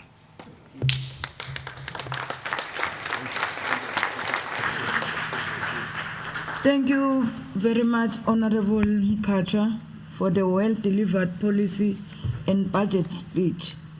The Secretary shall read the second order of the day.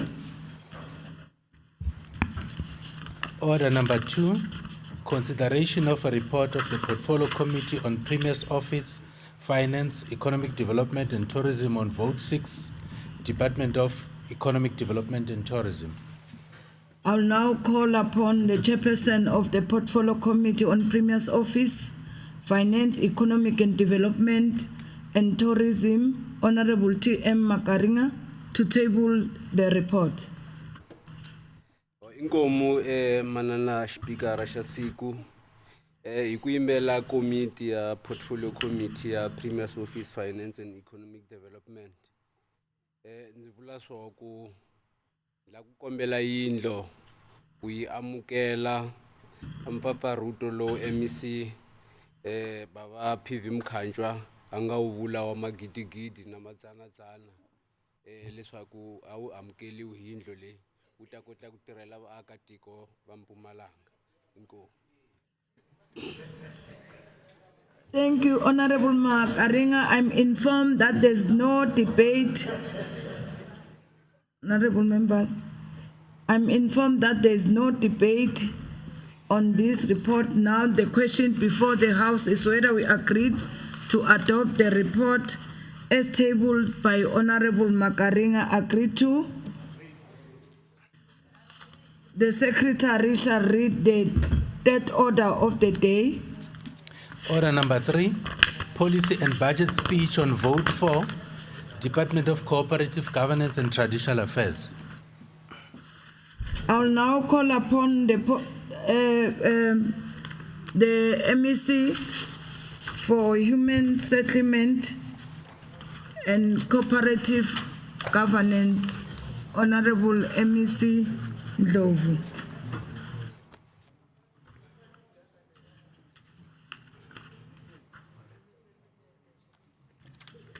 Ma'am, Deputy Speaker, Honorable J.L. Tabete. No, let me correct it, MEC, because we are recording here. Yeah. It's MEC for Cooperative Governance and Traditional Affairs. Yes, Honorable MP Ndlovu, my chairperson. Ma'am, Deputy Speaker, Honorable J.L. Tabete, our Honorable Premier, Honorable R.M. Mtsweni, the Chief Whip of the Majority Party, Comrade Fidel Mulombo, Deputy Chairperson, Comrade Million Makaringe, Honorable Deputy Minister of DWS Mbangiseni D. Mahlobo, colleagues in the Executive Council, honorable members of Mpumalanga Provincial Legislature, my chairperson of my portfolio committee, Honorable C.G. Shabalala, leadership of the ANC led by Comrade Chirwa, ANC Women's League, Secretary Comrade Lydia Murewano, the chairperson of Salga in Mpumalanga, Council Saidel, leader of the opposition. I don't want to commit mistake. I must greet the leader of the opposition, Honorable Colin Sidibe. Official opposition. Thanks for this free workshop. Honorable executive mayors, speakers, chief whips, and councillors, the president of Contralesa, Khoshi Lamek Mukwena, chairperson, Nkosi S.E. Ngomana, and the deputy chairperson, Nkosi M.C. Mahlangu, of the Mpumalanga Provincial House of Traditional and Khoisan Leaders, Director General of Mpumalanga, Mr. Makuku Mampuru, management of the Department of COGTA led by our HOD, Mr. S. Kubana, and other HODs that are here, fellow citizen, Dumelang. Honorable Speaker, thank you for affording me this opportunity to table the policy and budget speech of the Department of Cooperative Governance and Traditional Affairs for 2022-23 financial year. Madam Speaker, welcome the 5th Democratic Local Government Administration 8 months ago, following successful and peaceful municipal elections. We want to thank our people for continuing to believe in the ANC and congratulate the newly elected councillors as well as those who have been given additional leadership responsibilities as mayors, speakers, and chief whips respectively. Appreciation must also go to Salga for guiding the new councillors through the induction process to capacitate them to understand their roles and responsibilities. Last financial year has been very difficult for local government sphere and the Mpumalanga House of Traditional and Khoisan Leaders. We lost dedicated and diligent servant of the people, Nkosi S.E. Mahlangu. Nkosi S.E. Mahlangu, who was also the chairperson of the National House of Traditional and Khoisan Leaders, Nkosi K.L. Malaza and Hosi M.L. Nkuna of the Oshane Traditional Council. The departure of Abo Ndabezitha happened at the time when a new law was passed which is aimed at transforming the institutions of traditional leaders, more especially the inclusion of Khoisan structures. We recently lost Councillor Laina Malachi, the executive mayor of Emalahleni local municipality, and Councillor Trevor Nkosi, the chief whip of Khetsobande district municipality. Their passing has left a huge void in the local government sphere, as they were at the forefront of the struggle for the total emancipation and empowerment of the previous disadvantaged. Yet we are comforted by the words of President Mandela when he said, "Death is something inevitable. When a man has done what he considers to be his duty to his people and his country, he can rest in peace." These gallant leaders have done exactly that and have lived to our excellent expectation. Therefore, Madam Speaker, in their honor, may I request your indulgence that the House observe a moment of silence.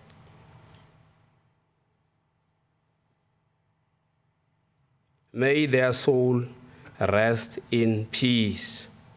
Madam Speaker, local government remains the most critical sphere of government as it impacts directly on the daily lives of our people. This is the sphere where our people express their concerns and expect them to be addressed. In the last term of administration, we have scored remarkable successes and learned important lessons which will assist in improving the performance of our municipalities during this term. In this regard, allow me, Madam Speaker, to focus on the following areas. On building capable institutions. Madam Speaker, in an effort to build capable municipalities, the municipal staff regulation were promulgated in September 2020. We have seen an increase in the appointment of suitable qualified senior managers as a result of stringent legislation and regulations on the employment of senior managers in municipalities. All appointed senior managers in municipalities have signed employment and performance contracts in line with their service delivery and budget implementation plan. Honorable members, councils and council committees have been established and are operational in all municipalities. There were challenges in Lekwa, Govenbeki, and Victor Kanya, but they were all resolved. The Mpumalanga Public Accounts Committees were able to promptly investigate and process matters referred for their scrutiny and attention. Drawing from the performance of last term, remarkable improvement in the working relationship of the executive mayors, speakers, and the chief whip was achieved through the clarification of the roles and responsibilities of these office bearers, coupled with capacity building support to strengthen the performance of their function and the exercise of their legislative powers. I'm pleased to report that our municipalities have improved in terms of their timely submission of annual financial statement. And we're hoping that the same for 2021-2022, which must be submitted by the end of August 2021, 2022, they are going also to submit on time. A concern of overutilization of consultants to prepare our AFS is receiving attention. Madam Speaker, we must concede that audit outcomes remain a great concern, with few municipalities obtaining clean audit outcomes.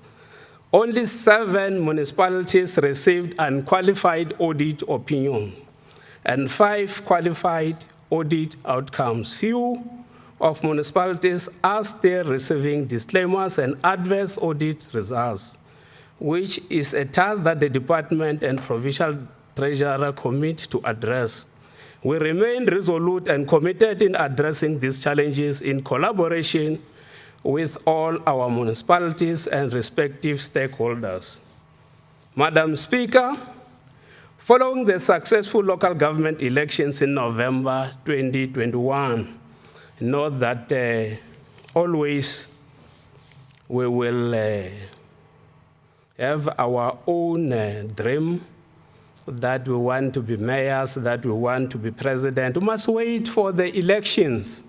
In South Africa, ballot paper must work. We remain grateful to our people, both young and elderly, who took their time and effort in heeding the government's call to come out and express their choice in a free and fair elections. The people have spoken. While this was much appreciated, the department noted with concern that the analysis by IEC indicated that the majority of young, energetic people could not participate in the electoral processes, despite the fact that they are country's future. The future of this country belongs to the youth. As a department, we are committed. Working with the IEC will devise strategies of bringing together the province's different young formations to discuss this matter in order to ensure that everyone, especially the youth, plays an important role in strengthening and deepening participatory democracy.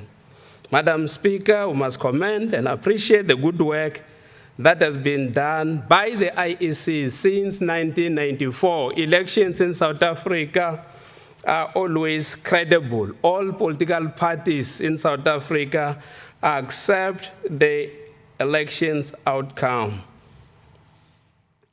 2021 local government elections have ushered in a new era of coalition governments, which is relatively new in this province. We will work tirelessly to ensure that municipalities such as Stiftswete, Govenbeki, and Likwa receive all the necessary support to ensure the success of their coalition.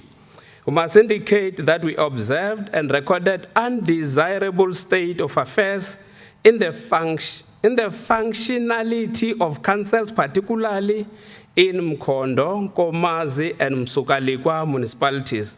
These challenges were caused by political party internal differences regarding the elections of the speakers, executive mayors, and chief whips of council. I'm, however, pleased to announce that the Msukalikwa Council met on the 3rd of June 2022 and elected a new office bearers. We hope that the situation will be normal and our people will get services. As we speak today, the minister has sent a team to Msukalikwa to go there and engage with Troika of Msukalikwa, because there is a concern from the residents of Msukalikwa that we are concentrating more on ourselves. We don't give them services. We will continue to provide support to Mkhondo and Nkomazi local municipalities to also resolve their challenges and bring stability to these municipalities.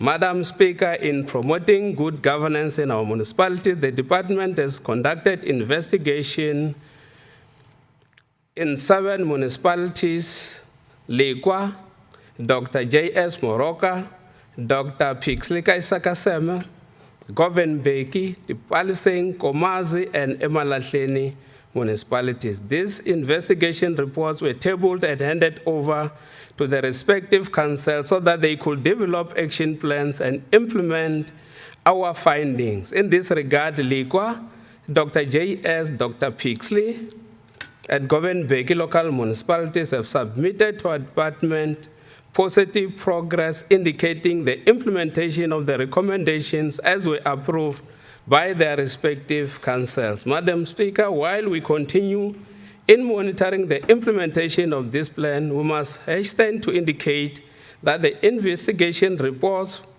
of Nkomazi and Emalahleni local municipalities are yet to be tabled and handed over to their respective council. We intend to finalize this aspect once these reports have been dealt with by EXCO. This investigation demonstrates as government that we will not tolerate an act of corrupt behavior in our municipalities. We will not hesitate to act when corruption raises its ugly head. We are committed to good governance, which is motivated by a desire to serve our people. I hope that the opposition will understand that as ANC, we are committed to fight corruption. That those that, because they are not in an engine room, like what was said by Anipake, that the thief who has no opportunity to steal thinks that he's an honest man. So some of these concerns that people are raising, some of them they are raising because they don't have that opportunity to steal. We know some of them better than they know themselves. Madam Speaker, it is important to note that local government is at the coalface of service delivery. Ward committees are pivotal structure to deepen democracy and participatory governance. We were seized with the task of re-establishing. Honorable Ndlovu, Honorable Sedibe. Yeah, thank you, Deputy Speaker. I think the Honorable MEC, yeah, take your seat, MEC. Okay. That's how we work here. And welcome. Now, the Honorable MEC is misleading the House when he says that Msugalikwa municipality has appointed or elected new office bearers. It's not true. They've not appointed any new office bearers. They are misleading you. They said in a meeting that they didn't form a quorum and they still have to do. That's why the matter is in court. They imposed themselves. So you must research thoroughly, MEC, before you mislead the House, because this thing is on record. Thank you, Speaker. Honorable MEC. I am not going to respond, by the way. You will have an opportunity to debate. You will have that opportunity to debate, and I'm going to respond. But for your information, you are talking about another meeting where there was a concern that they did not have a quorum. A meeting was convened on the 3rd of June, where the first item on the agenda was to deal with the quorum of that meeting. There were 6 councillors that did not sign the agenda of that meeting, and they were part of the meeting. So on that meeting, they resolved that they were going to convene another meeting where they were going to elect the executive mayor, the speaker, and also the chief whip. They requested us to go and observe the proceedings. We said, no, we'll not be going there. We'll allow them to run the elections. So we're not misleading people. We will not mislead people. We will not conduct research. We are part of this process. Yeah, so don't ask Honorable us to, Sedibe, please, just respect the decorum of the House. I'm enjoying to work with Honorable Sedibe. In the province, we have got 400 wards committees. Out of these 400 wards committees, we have established 391 wards. 391 wards. We still have got an outstanding of 9 wards. We commit that we will ensure that we establish all the outstanding wards. We want to invite all our stakeholders to assist us, municipalities, to assist us to establish ward committees in the remaining 9 wards. Madam Speaker, the audit outcomes of our municipalities remain a matter of great concern to us and Provincial Treasurer. However, we are gradually seeing progress coming out. We must indicate that there is still much work ahead to be done. As a result of our collaboration with Provincial Treasurer, we have seen a slight improvement in the 2020-21 audit results. We must recognize a positive shift by Msugalikwa, Govan Beki, and Dr. Pixley Kaisakaseme municipalities, where they improved from disclaimers to qualified audit outcomes.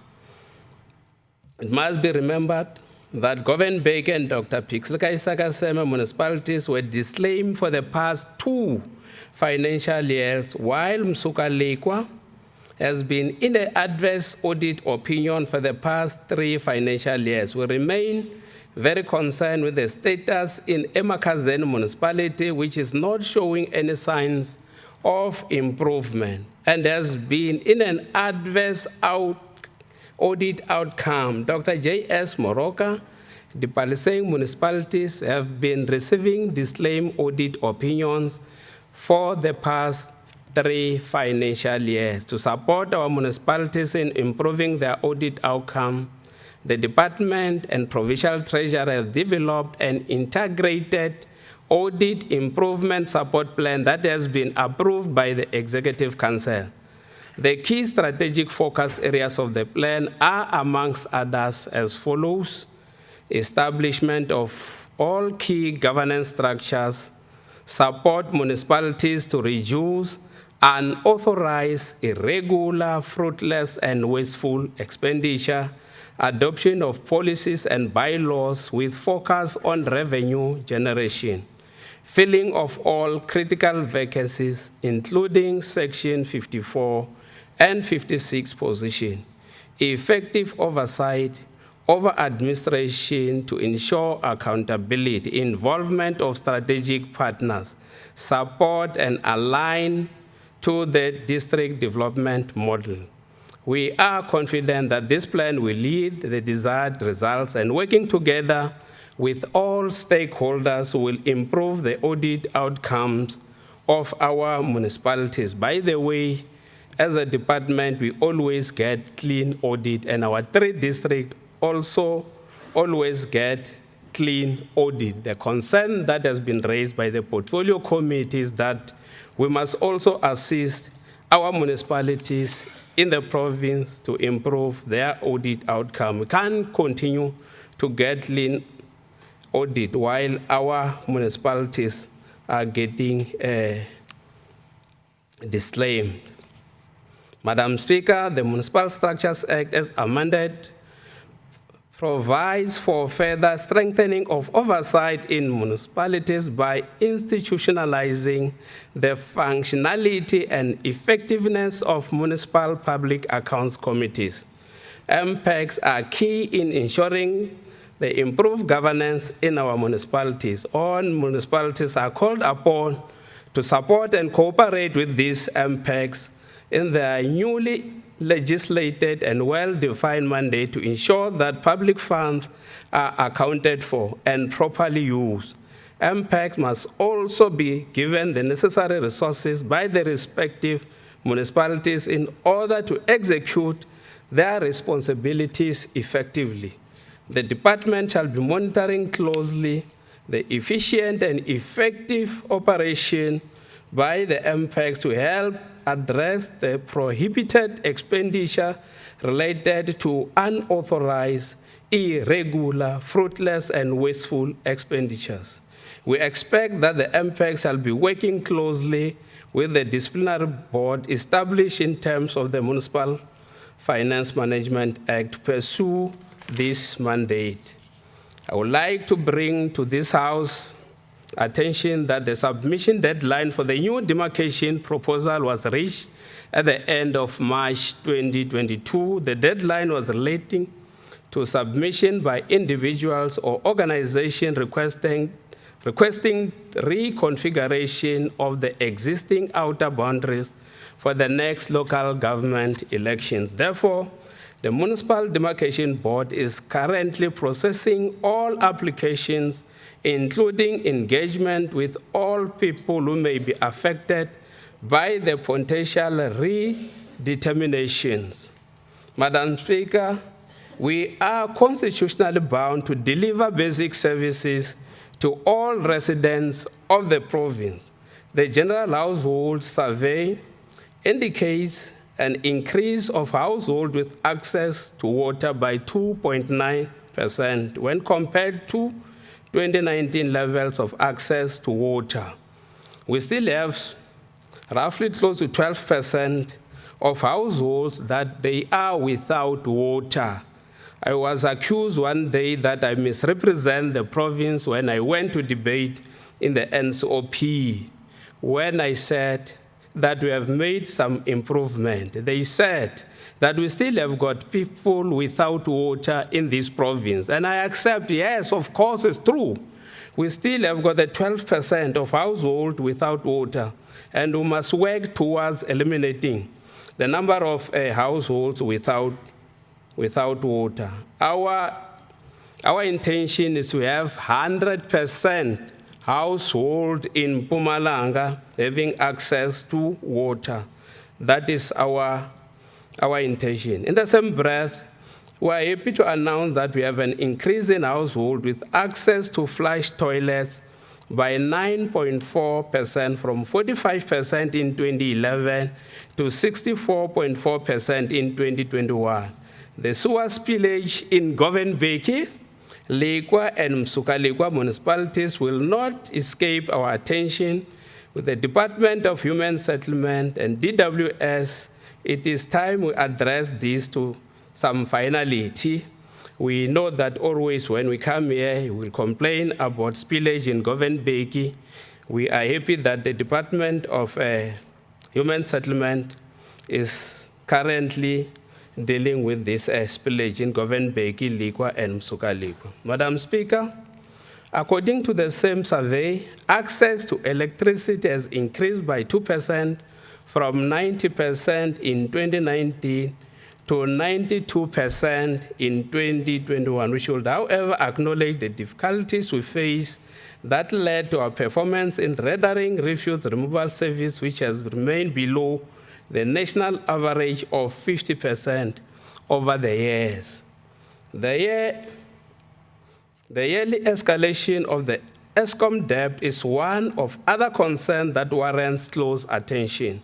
Today, this era debt has increased to 13.2 billion, with the largest debts in Emalahleni, 5.9 billion, Govenbeki is 2.8 billion, Lekwa 1.5 billion, and Tabachwewu 1 billion. The outstanding debts are growing at an alarming rate, and serious strategic interventions that were discussed recently at the Energy Summit should be drawn in to assist all our affected municipalities without fail. Madam Speaker, the municipal infrastructure for basic services is mainly funded through the MIG, and the allocation for 2021-22 financial year was 1.85 billion, which was later revised to 1.9 billion, inclusive of additional funding received from national government as the result of better performance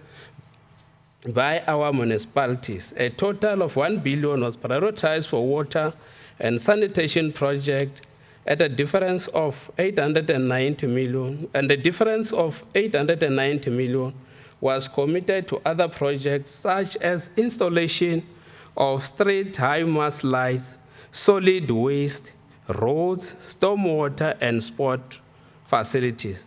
The expenditure of 1.36 billion was already recorded at the end of April 2021. As usual, we commit to exhaust this budget.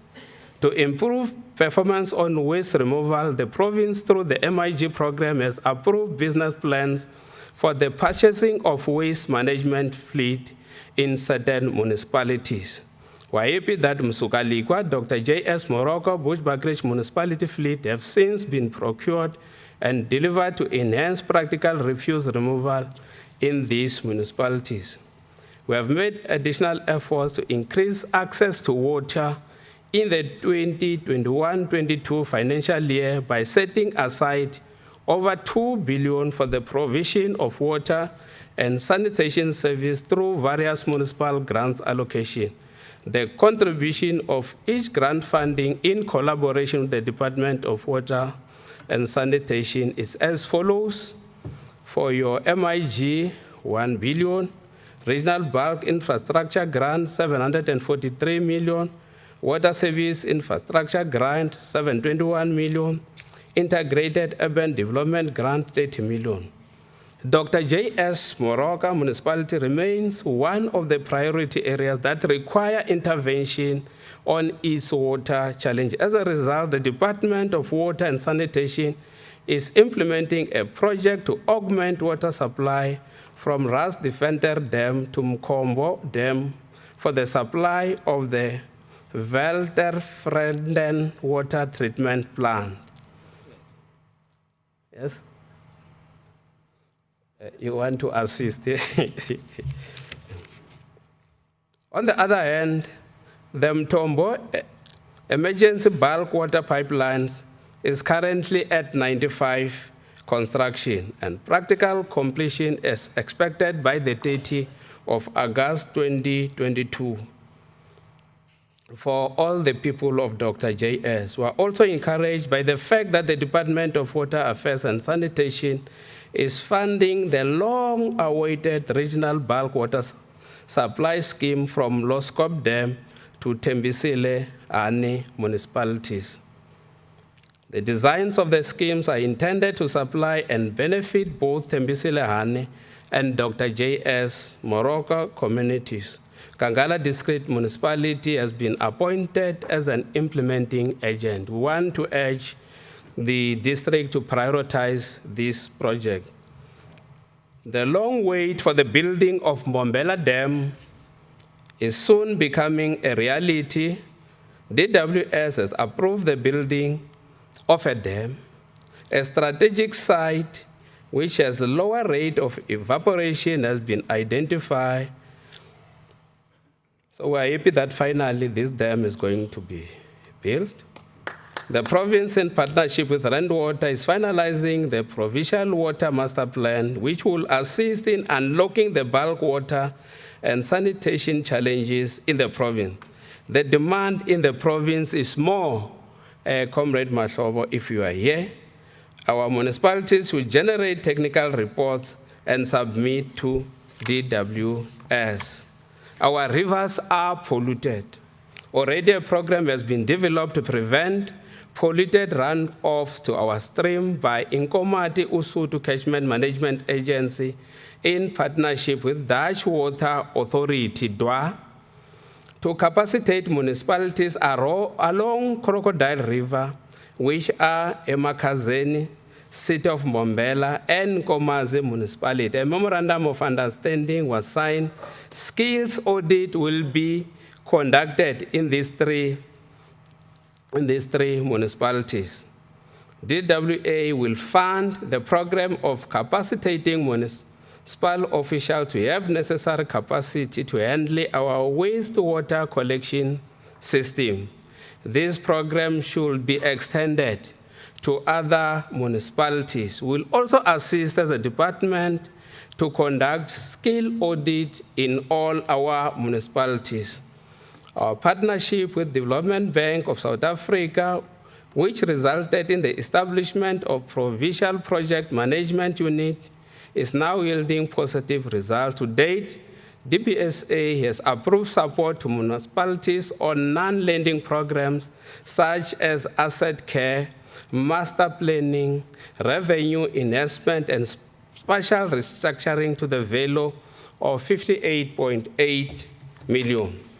On unemployment, Madam Speaker, we are concerned that the province has recorded the highest unemployment rate from 13.3% to 27.8%. In an endeavor to reverse this negative trend, the department has created 28,735 work opportunities through the Community Works Program across 17 local municipalities.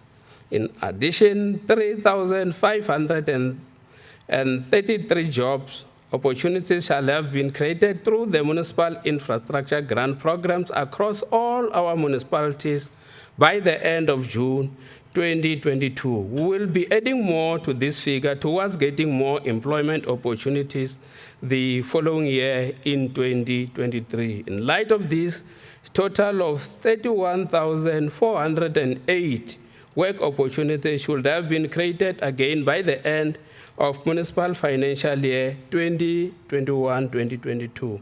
Other positive contributions that have been made by the department include the creation of 1,001 new job opportunities through disaster infrastructure rehabilitation program. Collaboration with Old Mutual, we have also provided uniforms to so many schools in the province. Amakosi structure was provided with 15 sewing machines and seedlings by Old Mutual. 2 weeks ago, in partnership with Komati Catchment Management Agents, we ran a successful career exhibition for our learners. Madam Speaker, we must pay special focus on our local economic development in all our municipalities. We want to encourage all of us that we must have to pay special attention. Otherwise, there will be no job creation. We'll every day talk about job creation. We'll talk about plans, but if we don't prioritize local economic development, there will be no visible improvement. Madam Speaker, in response to the building of new cities in this post-apartheid era, the department is championing the Nkosi City Development Project, which is located in the eastern part of the city of Mbombela, Deputy Speaker. And it's under the jurisdiction of the Mpakeni Traditional Council. This project aims to develop land through the provision of social infrastructure, and on completion, this project will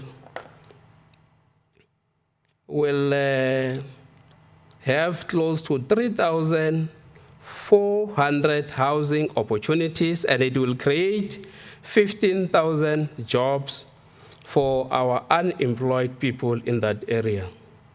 Madam Speaker, we have finalized the baseline study for the Mpumalanga Regional Spatial Development Framework in the following municipalities, that is Tabachweu, Bushbuckridge, Nkomazi, City of Mbombela, Emakazeni, and other municipalities who are currently working towards having the proposed demarcated region declared by the Minister of Agriculture, Land Reform, and Rural Development. Madam Speaker, in order to ensure that the tools are in place to enforce land use rights within integrated human settlement, all our municipalities, with the exception of Bushbuckridge and Dr. Pixlika Isakasem, have adopted PLUMA-compliant land use schemes, and we are committing to ensure that the two remaining municipalities also reach the compliance level.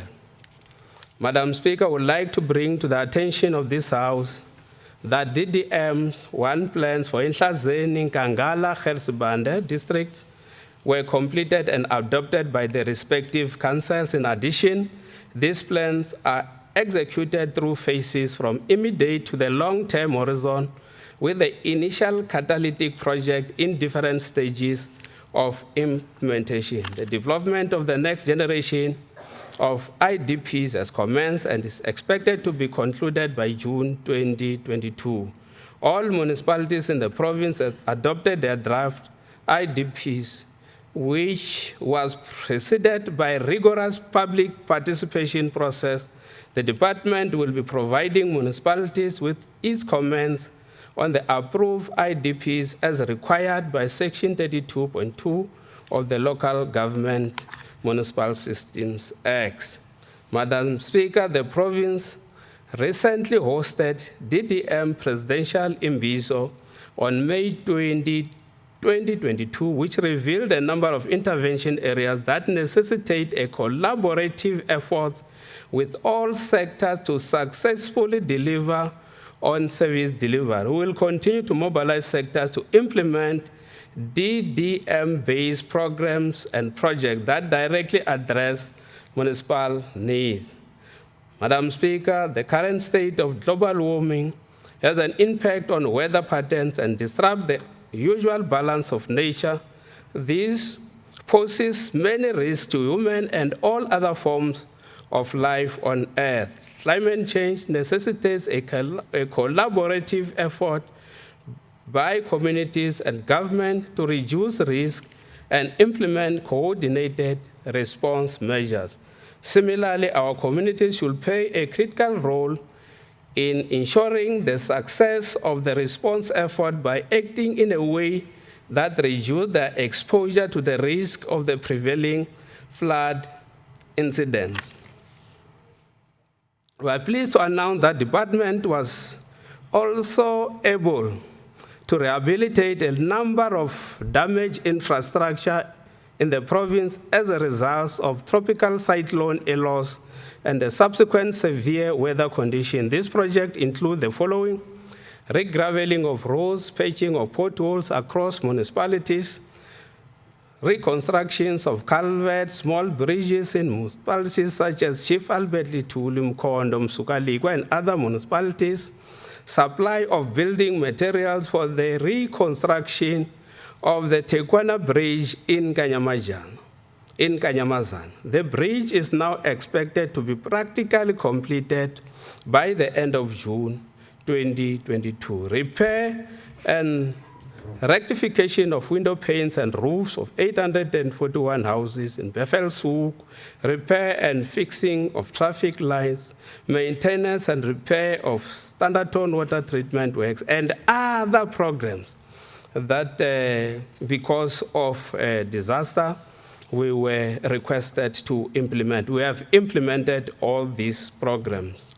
It is important to remind the House that on the 4th of April, 2022, the President of the Republic of South Africa terminated the national state of disaster with respect to COVID-19. Although the national state of disaster on COVID-19 has been terminated, recent COVID statistics indicate that the virus remains a challenge for many of our people in this country and the province in general. I want to request that we must continue to observe COVID-19 protocols.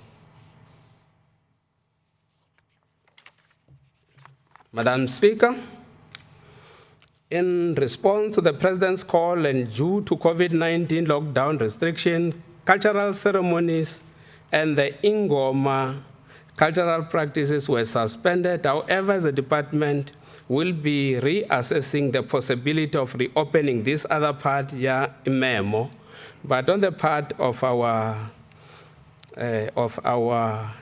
speed, you are saying that we should not call them school.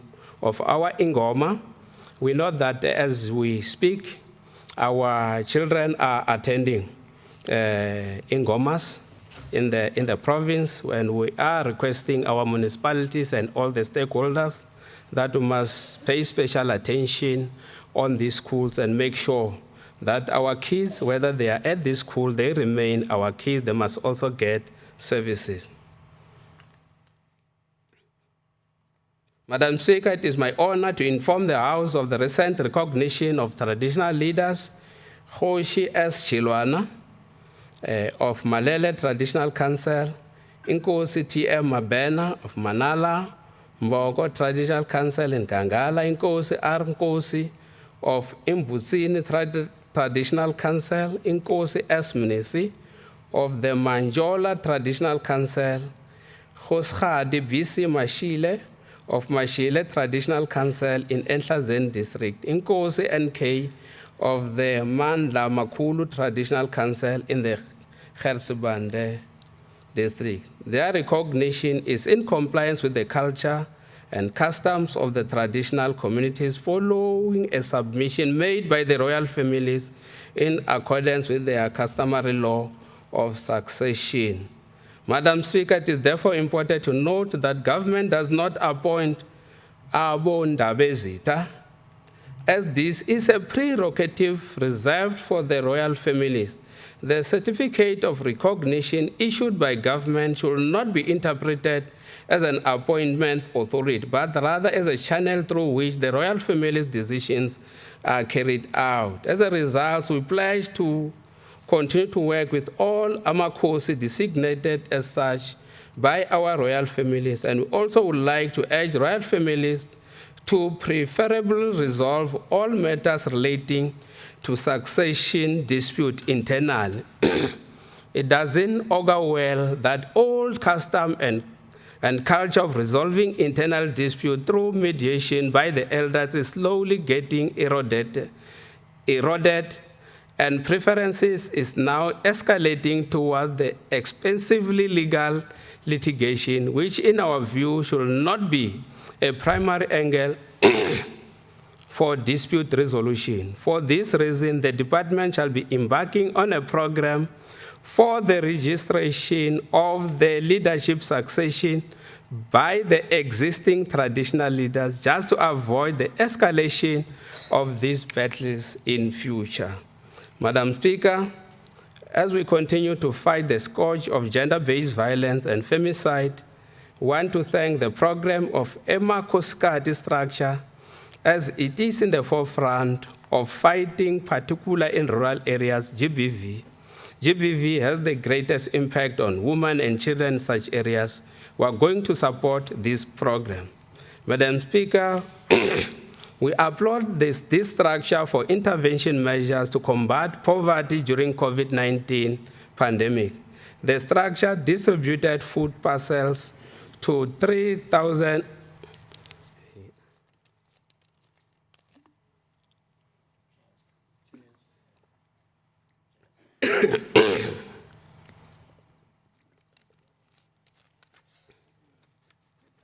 This structure distributed food vouchers to 3,000 vulnerable groups in traditional communities of these 3 districts. Thanks for the financial support from the Solidarity Fund.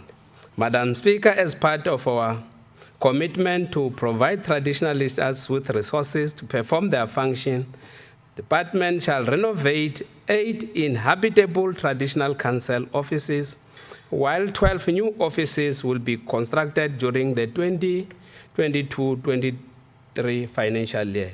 In addition, 25 offices shall be attended to in the next 3 years. This will be among the many projects that will mark our support and strategic collaboration with the institution of traditional leaders.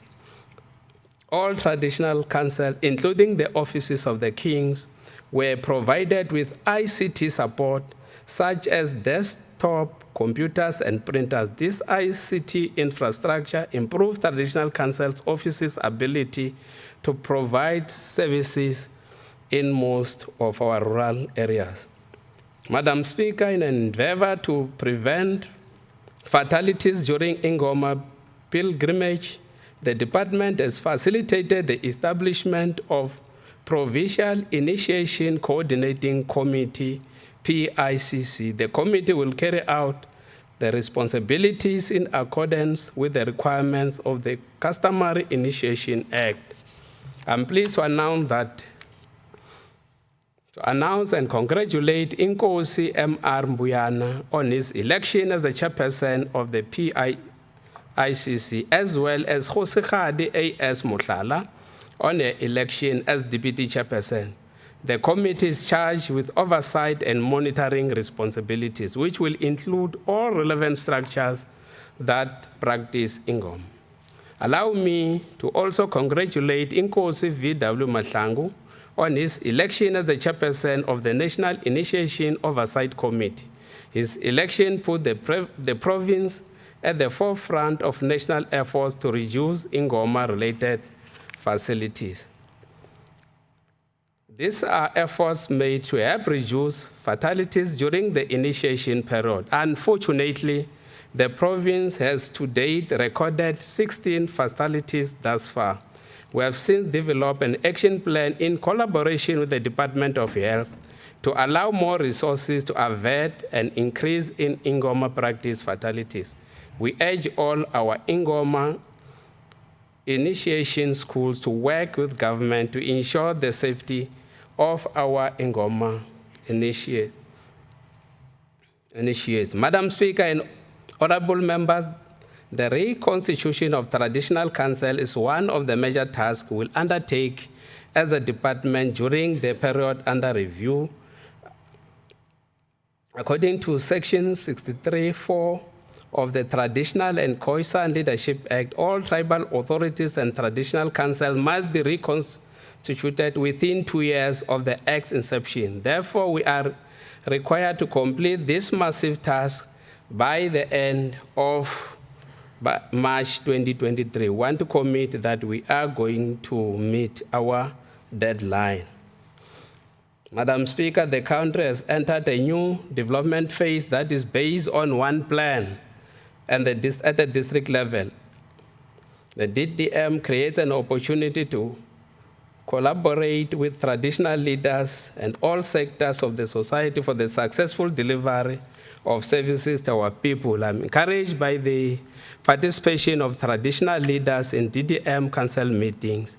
Their presence brings a voice from their respective local houses and traditional communities, as well assist us in determining viable strategies to eliminate bottlenecks and expedite service delivery. Madam Speaker, the local house have a duty that they must nominate traditional leaders who are going to participate in municipal council sitting to ensure that issues of traditional communities are taken care of as the current legislation prescribes. Madam Speaker, the recent signing of Memorandum of Understanding between Mpumalanga House of Traditional and Khoisan leaders and the Mpumalanga Tourism and Parks Agency with the goal of establishing and maintaining areas of collaboration between the two parties demonstrate that we are getting closer to where we want to be. This is in line with the mandatory provision of the Traditional and Khoisan Leadership Act and the entity's respective mandate. Both parties recognize that the tourism industry has the potential to drive significant economic growth and development in the province, as well as increased participation in the tourism and nature conservation sectors among previously disadvantaged individuals and communities. Madam Speaker, land evasion is still a problem. I want to request our municipalities that they must pay special attention and deal with land evasion. Bondabezit, I urge you to continuously work closely with our municipalities on land administration matters. Madam Speaker, I want also to inform this August House that a commission on Khoisan matters has been established to deal with the numerous requests for recognition from Khoisan communities. In this regard, all applications or requests will be dealt with by this commission. I want to request that people should stop to make applications to my office because there is this commission that has been established. The province has been visited already by the commission, which is making rounds in all provinces in the country. Consultation, engagement, and interaction have already begun in the province with this commission.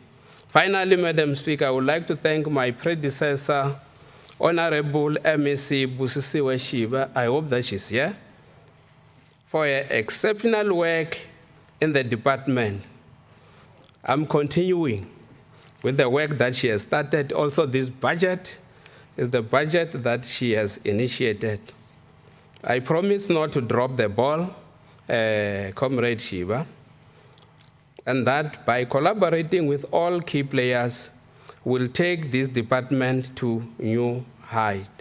It is my distinct honor and privilege to table the department's budget, and I humbly request that the House approve the amount of 690,284,000. That is the budget that in totality we have been allocated as a department.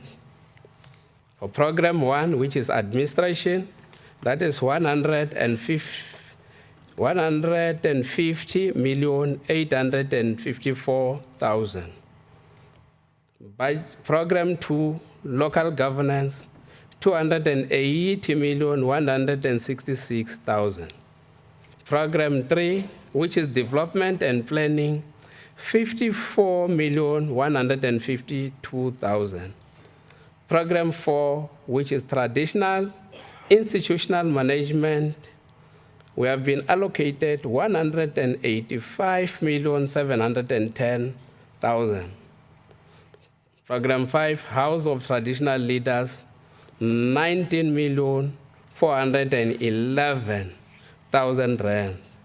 Madam Speaker, as I conclude, please allow me to express my heartfelt gratitude to the Honorable Premier of the province, Honorable Refilwe Msweni-Tsipane, for entrusting me with the opportunity to serve the people of Mpumalanga.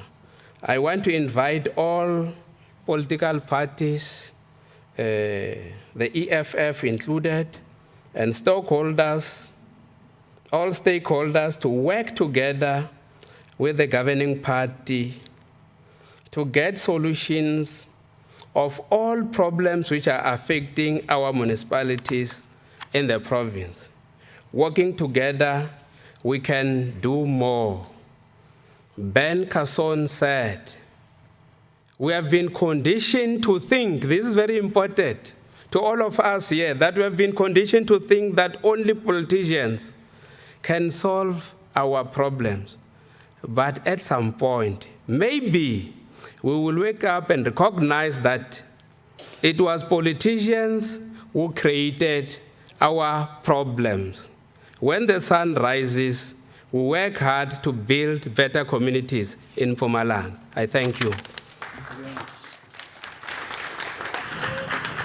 Thank you, Honorable MEC Ndlovu, for the well delivered policy and budget speech. The Secretary shall read the fourth order of the day.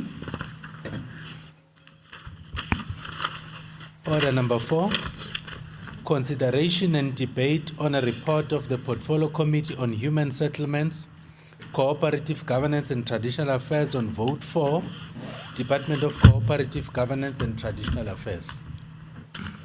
I'll now call upon the chairperson of the Portfolio Committee.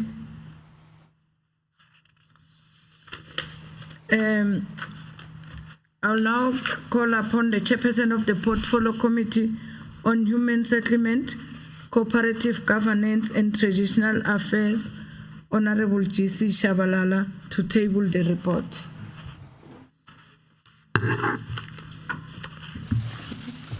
Thank you very much, Honorable Deputy Speaker. I rise on behalf of the Portfolio Committee to request this August House for the adoption of the report. Thank you. I have a speakers list in front of me. The first speaker is Honorable G.C. Shabalala, 8 minutes.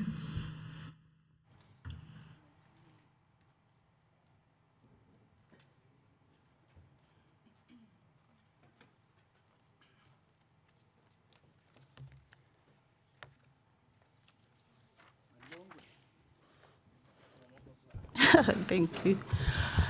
Thank you very much, Honorable Deputy Speaker.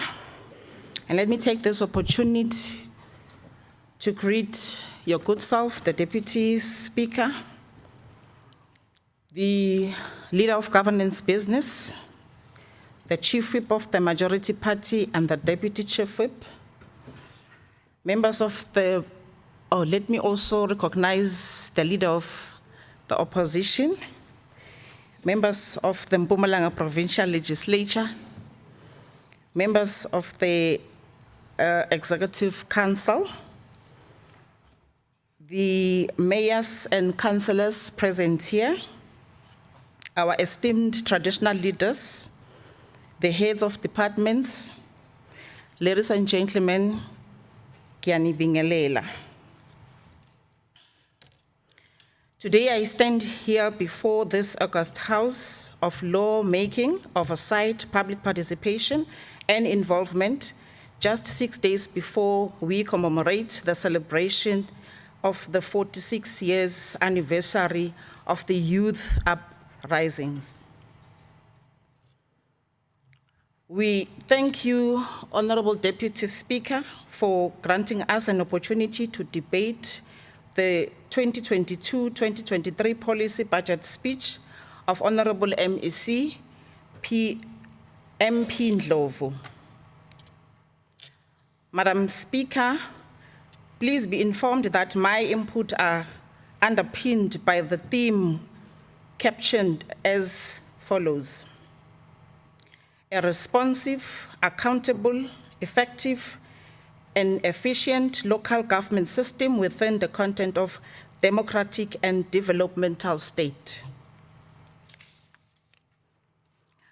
According to the Stats South Africa 2021, the estimated population of the Mpumalanga Provincial is 4.7 million, contributing at 7.9% population in the country, as stated at the mind-year population estimate 2021. The estimation number of households in the province has grown from 1,077,488. As estimated in the 2020 2011 census report to 1,332,332 and state in the General Household Survey 2019. We're all aware that the municipality are constitutionally required to deliver a variety of municipality services and facilitate socio-economic development in their area of jurisdiction. The Department of COGTA is enjoined by the Constitution to monitor, support, and strengthen municipalities in order to fulfill their mandate and responsibility towards meeting the needs of the communities as they come. Madam Speaker, it is common cause that during the past 28 years of freedom and democracy, our democratic provincial government has made remarkable progress in providing basic service to the people of the province, especially the working class and poor, as well as the vulnerable. Through the limited resources, the government party has provided clean and safe water because we believe that water is life, and further provide sanitation because sanitation will always remain being dignity. Therefore, the total receipt for the 2022-2023 budget amount 690,284,000 rand. In other words, the budget for 2022-2023 has decreased from 801,241,000, and that take us to the percentage of 13.8% decrease.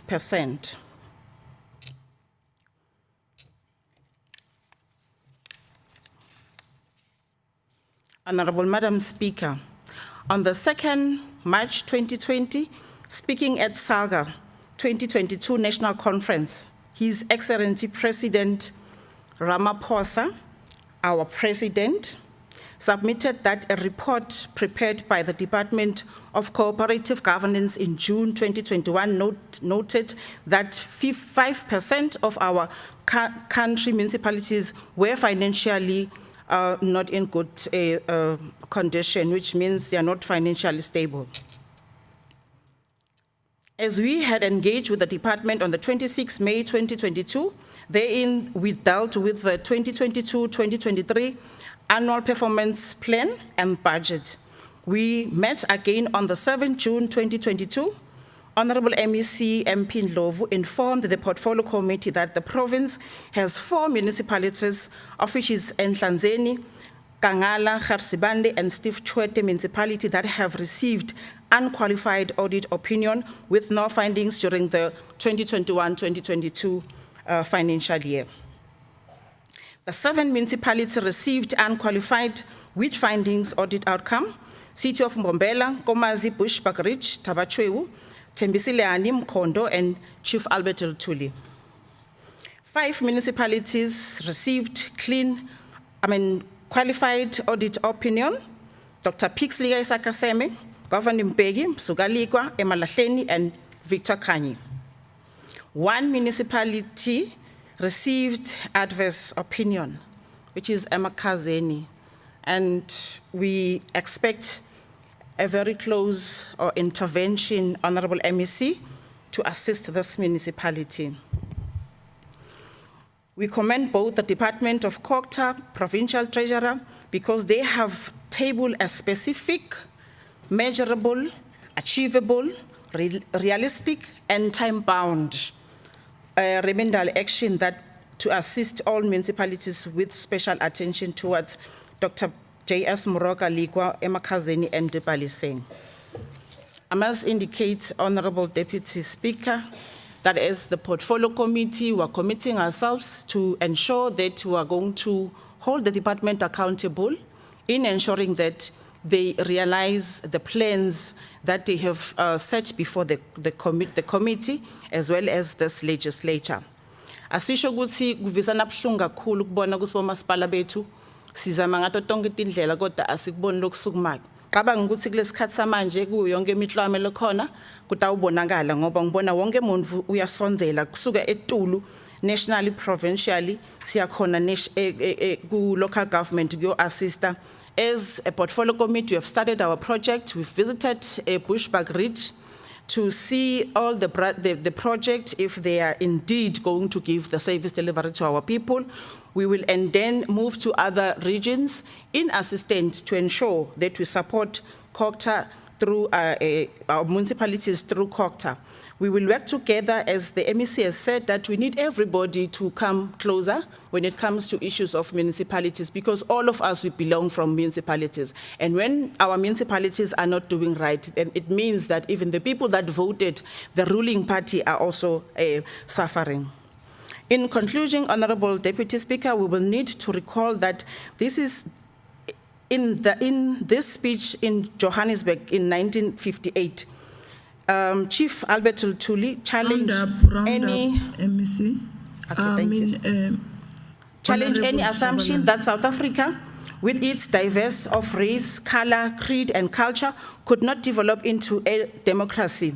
He declares as follows, I open quote, I personally believe that here in South Africa, with all diversity of color, race, we will show the world the new pattern of democracy. I think there is a challenge for us in South Africa to set a new example for the world. We can build and homogeneous South Africa of the basic of color. And I close quote, Honorable Deputy Speaker. Thank you very much. Thank you.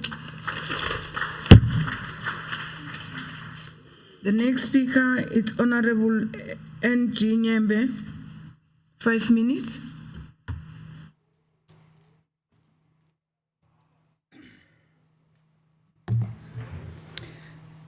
Honorable Deputy Speaker, the leader of the official opposition party, Honorable Sidibe, Amakosi present, members of this August House, I'm grateful to the economic freedom fighters for affording me an opportunity to participate in this important debate.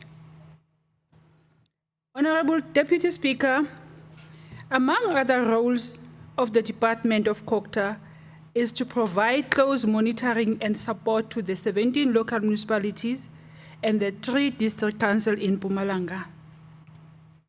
It is no secret, Honorable Deputy Speaker, that the department is not biting, it does not have teeth.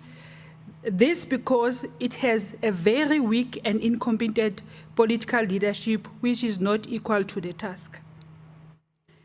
The department is failing to crack the whip in municipalities because municipalities are used as a milking cattle and a political playground by the ANC politicians. The ANC top leaders uses the municipalities to amass political power and wealth for themselves, their friends, factions, and families. Honorable Deputy Speaker, 8 out of 17 local municipalities were placed under Section 106. The forensic report are shocking and implicates in the main the corrupt ANC mayors, corrupt ANC, so-called deployed cadres, which in your municipality, The forensic report are shocking and implicates in the main the corrupt ANC mayors, corrupt ANC so-called deployed cadres, which is your municipal managers, CFO, and general managers. In particular, supply chain managers and directors of technical services. But all these thugs who steal the taxpayers' money are being protected and defended by the ruling party leadership. Honorable Deputy Speaker. You may take your seat, Honorable Nyembe. Honorable Chief Whip. Honorable Deputy Speaker, I don't want to do what I'm doing, but the Honorable Member, it's out of order. She cannot just come with a sweeping statement and say that Point of order, Speaker. Corrupt. Speaker. So the Honorable Member will Speaker, have to point of order. She will have to withdraw what she's Speaker, saying point of order, Speaker. because she is misleading The honorable member is not allowed to speak. Honorable Speaker. Honorable You must follow the rules. I've told you. The honorable member must can't only be the rise point when of order he must only ask on whether top the of the member can point of take. order. No, but you are not guiding him properly. No, he's just. not supposed to talk. I never recognize you. He's supposed to stand up and ask the member whether he will take, she will Honorable take a question or Sediba. not. No, I'm talking rules I here. never recognize you. Yeah, but he's You not may supposed take to your speak. seat, I will recognize you. Can you call him to order? Honorable MEC. He is not supposed to speak. Honorable- Must ask whether the member is going to take a question Honorable or not. Deputy Only. Speaker, Honorable Sedibe has just stood up when MEC Ndlovu was delivering his speech, and he spoke something to Honorable Ndlovu. Now it's me. Now it's me calling the member to order. Then he Speaker, stands follow up the and rules. say that I'm Whether out you of must order. just ask the member whether she will take a question or not. Finish it, clerk. Honorable Deputy Speaker, I insist that the member should withdraw. You are She allowing the member cannot to continue speaking. come up with sweeping statements which cannot be justified. Thank you. Thank you. There are no sweeping Honorable, statements here. No. The honorable member Honorable is Sedi, debating an issue on with municipalities. due respect, please. No, but why do you recognize Just- him no. on a point where he was not supposed Just to recognize? respect the decorum of this house. No. I'll But please recognize you. guide us and properly. then- Fair. Guide him as well. He is Yeah, but supposed the to thing just is, stand up. whether you're speaking the correct thing or the wrong thing, it's just that your behavior. Guide You the just house. stand up without recognizing you.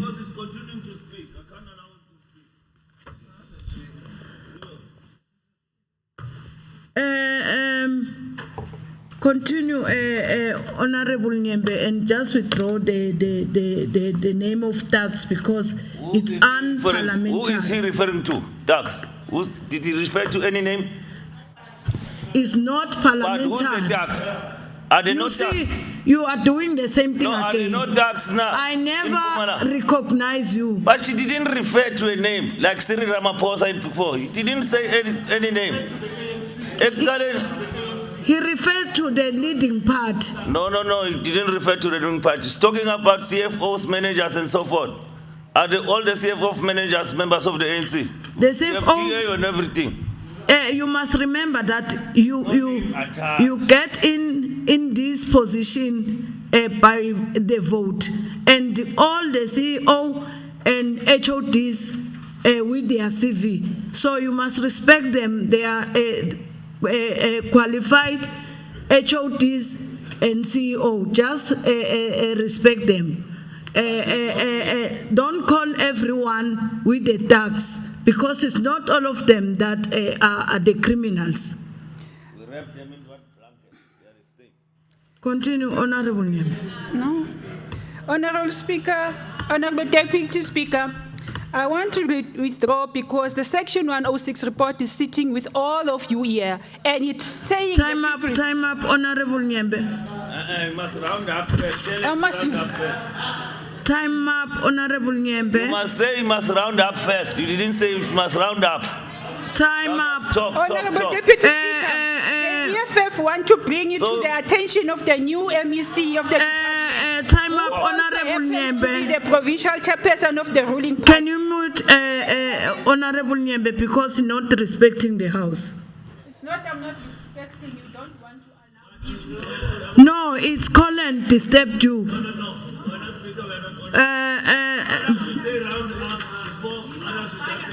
Already that I say round up if the time is still there.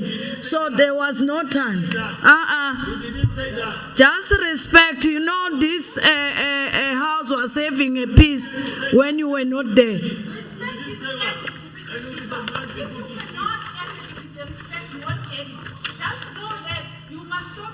Let us continue. The next speaker is Honorable Krobla.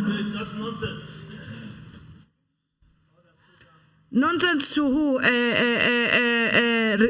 Honorable Sedi.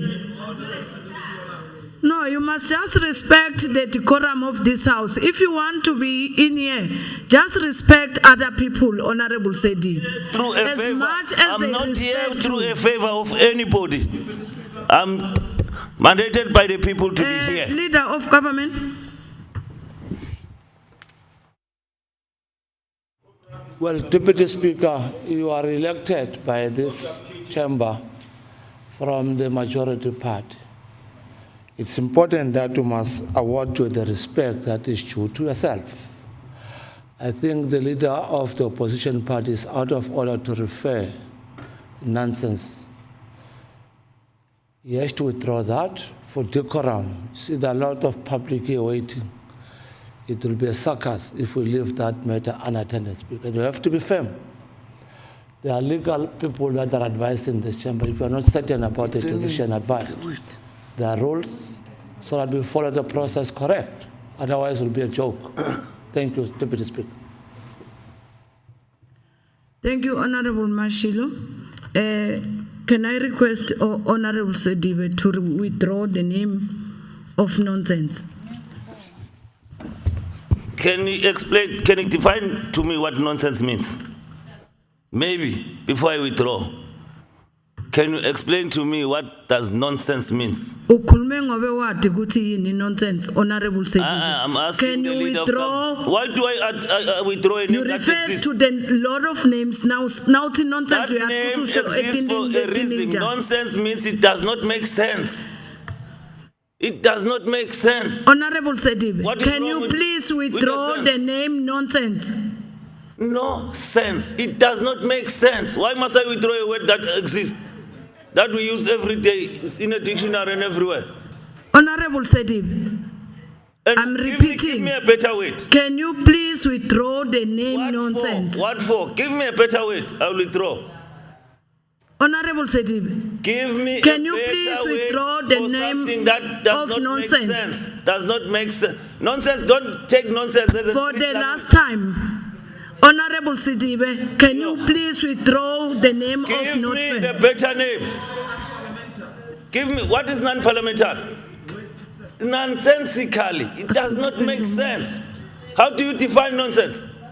Get a dictionary, we've got lawyers and legal people here. Can you please remove is the better Honorable way? Sedibe if you What don't is the want better to way? withdraw the word nonsense? But what is the better word? Get an advice, we've got legal advisor there. I'm saying give me an alternative. Give me a better word. It does not make sense. What does it mean? Don't take nonsense as a ship-in language. There you are talking nonsense like that. No, no, no. It's a word that exists. It's got a meaning. It's got a meaning.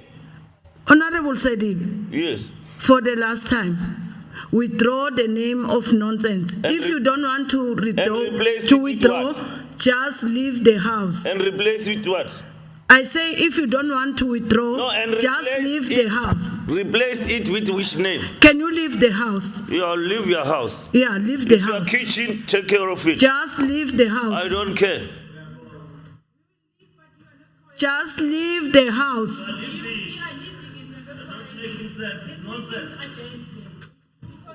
We do. We do. Correcting. Some of them, they've connected in a hybrid.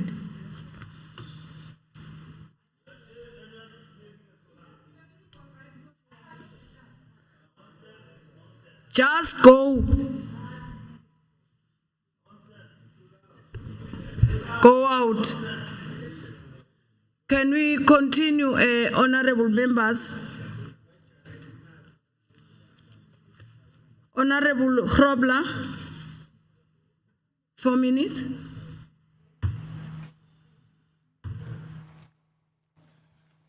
Thank you, Honourable Deputy Speaker.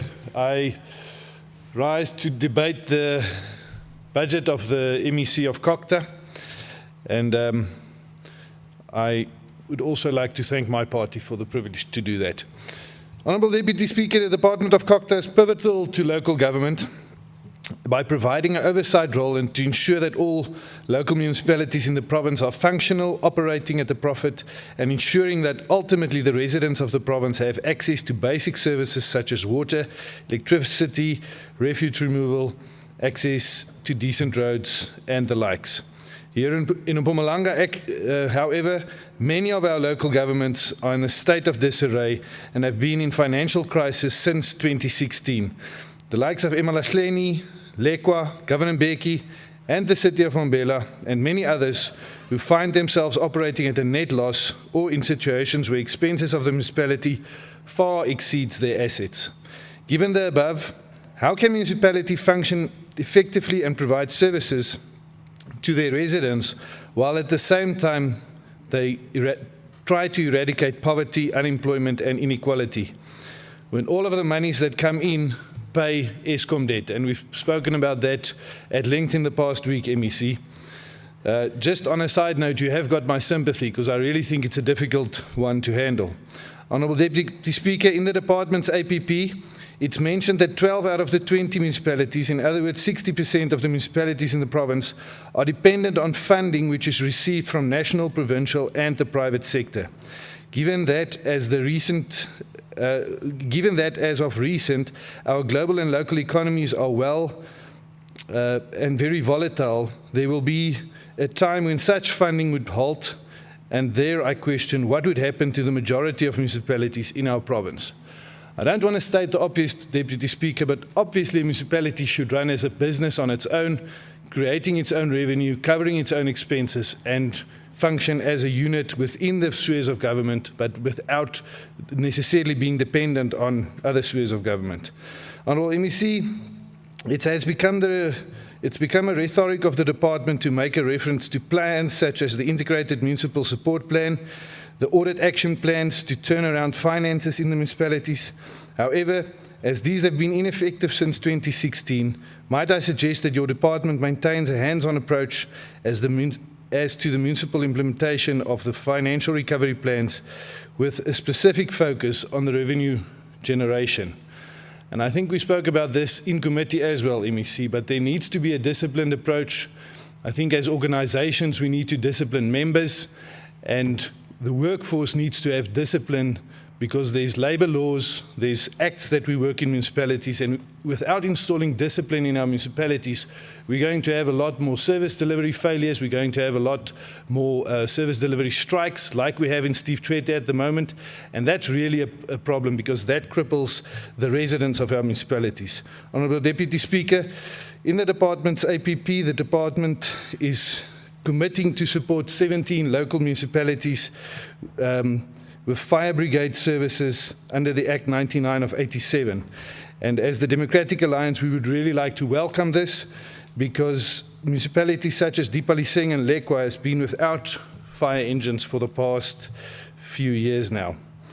Honourable MEC, the circumstances and the places of living of our residents of this province is directly affected by the Department of COGTA and the overseeing role that it plays over municipalities.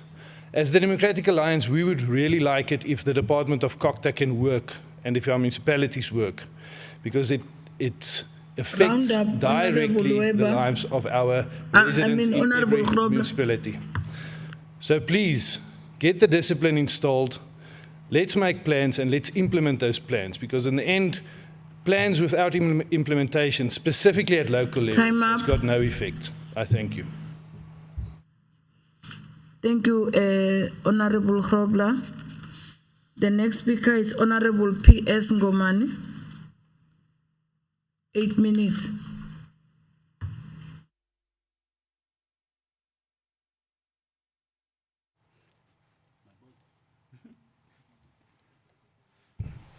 Thank you, Deputy Speaker. MEC of COGTA, Honorable Mandla Ndlovu, members of Executive Council, members of Mpumalanga Provincial Legislature, leader of the House of Traditional Affairs, Secretary to the Legislature, people of Mpumalanga. I ascend this assemblage of the Mpumalanga House of Representatives to support the budget for vote for the Department of Cooperative Governance and Traditional Affairs and traditional affairs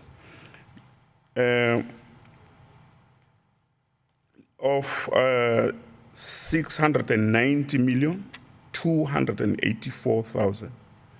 I support this budget aware of the inspiration of President Kwame Nkrumah, who once inspired us that, I open quote, "Countrymen, the task ahead is great indeed and heavy. The responsibility, and yet is a noble and glorious challenge. A challenge which calls for the courage to dream, the courage to believe, the courage to dare, the courage to do, the courage to envision, the courage to fight, the courage to work, the courage to achieve, and to achieve the highest excellency and the fullest greatness of the man." Deputy Speaker, indeed, this budget vote lend us an opportunity to reflect on the great task ahead, a task to ensure that we put our hands on the deck to capacitate all unperforming municipalities through the facilitated support of the department, by experts and through partnership. We are in no delusions, but aware that the task ahead is indeed great, requiring our collective efforts to building effective and strong capacity and improving program support to municipalities known as struggling municipality administratively in our province. The task ahead is indeed great, requiring our collective wisdom to redress the municipal institutional failures in redressing apartheid legacy of poverty and development, especially in poor municipalities, in poor and rural communities. Deputy Speaker, the budget offers us collective to dream of a COGTA able to transform local government as a state machinery for social transformation. The budget warrants us to dream of COGTA able to support municipalities in ensuring that every resident of Mpumalanga, especially the poor and motive forces, must experience an improved quality of life. Deputy Speaker, the budget before us grants us the courage to envision of COGTA enabled to deal with the problems of unqualified and unskilled officials in the local government sphere. We envision a COGTA able to ensure that our municipalities are run by competent administrators. Deputy Speaker, COGTA should use this budget to realize our envisioned dream of a local sphere not suffering from shortages of skill required to propel local economic development. We are duty-bound to redirect part of this budget to deal with the lack of administrative capacity and ineffective implementation of local government. Deputy Speaker, the budget before us provides us with the courage to fight for COGTA enabled to support municipalities in delivering services to our people. Our people need water, roads, clean cemetery, and opportunity to contribute to local economy. COGTA is duty-bound and at a coalface of ensuring that responsive service delivery is channeled to our people to deal with the prospects of democratic deficits, and participation fatigue. We need to ensure that our IDP captures the service delivery wanted by our communities. Deputy Speaker, we are unable to deliver because one reason or the other. We need a municipality that communicate openly with our communities. Municipalities must share with communities if they have challenges. And they must not keep quiet until the community make noise. This budget before us offers us a courage to work to achieve a local government which is about the people at the center of service delivery, to work for a local government that improves the quality of life of our people, to work for a COGTA that enables improvement in the functioning of local government to create public value of our people. Deputy Speaker, COGTA must find time to honestly reflect on how it is fared in terms of implementation of local government intervention, including project consolidate, siyayenza manje, local government turnaround strategy, Operation Clean Audit, and Back to Basic program. At the center of the work of COGTA must be to get municipal troika working as a team. This budget must also be used to rethink and reimagine the institution of traditional leaders as an important machinery for social transformation, cohesion, building a peace and stability. Round up, Honorable Gomani. Create our community. COGTA must move with speed to resolve conflict in this important institution of our people. Thank you, Honorable Deputy Speaker. Thank you very much. Honorable Weber, 3 minutes.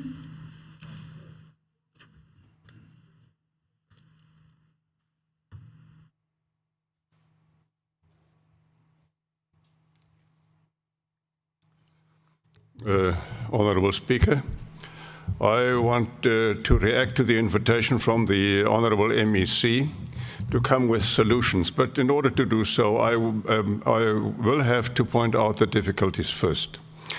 Point number one, it's a contradiction in terms that those who compete for the votes of the electorate, that they will be the people who are going to punish those who must vote for him to collect the monies for the services that are being rendered. It's a contradiction, and it's something that is intolerable. And I plead with you that you consider removing that burden from those who compete for the votes and transfer transfer to an outside institution who is not competing for votes to collect the monies that are due from those who receive the services of the municipality. That's point number one. Point number two, please don't be carried away by unqualified audits. I'm of the opinion, and I can prove it, that the Auditor General is turning a blind eye to bloated contracts, to bloated tenders, which are far beyond the market price for these contracts that are being awarded. I can prove it, and I'll bring it to you. Boreholes that in general cost about 80,000 Rand per borehole, these tenders are awarded to contractors at the rate of something like 450,000 Rand per borehole. It's unacceptable, and we must not allow the Auditor General to turn a blind eye to this scourge. Thirdly, lifestyle audits. The election in the Mkhonto municipality was about a lifestyle of an individual who was formerly a petrol attendant, and all of a sudden he becomes a multimillionaire, buying half the town, building palaces for his wives. Is it unreasonable to say, where does this money come from? Where does this money come from? Is it unreasonable? It's not because we are against the ANC. Of course we are, but that's not at the heart of the problem. No. Do you think that I'm supporting the ANC? I'm not. I'm opposition party. But at the heart of the problem, it's a reasonable reaction to spending of millions on palaces for his wives. And that was at the heart of the problem in that election. Madam Speaker, I'm thankful for the Honourable MEC that at least he's prepared to listen if we come with suggestions. I thank you, Honourable Speaker. Thank you, Honourable Weber. The next speaker is Honourable GP Mashiko. 10 minutes.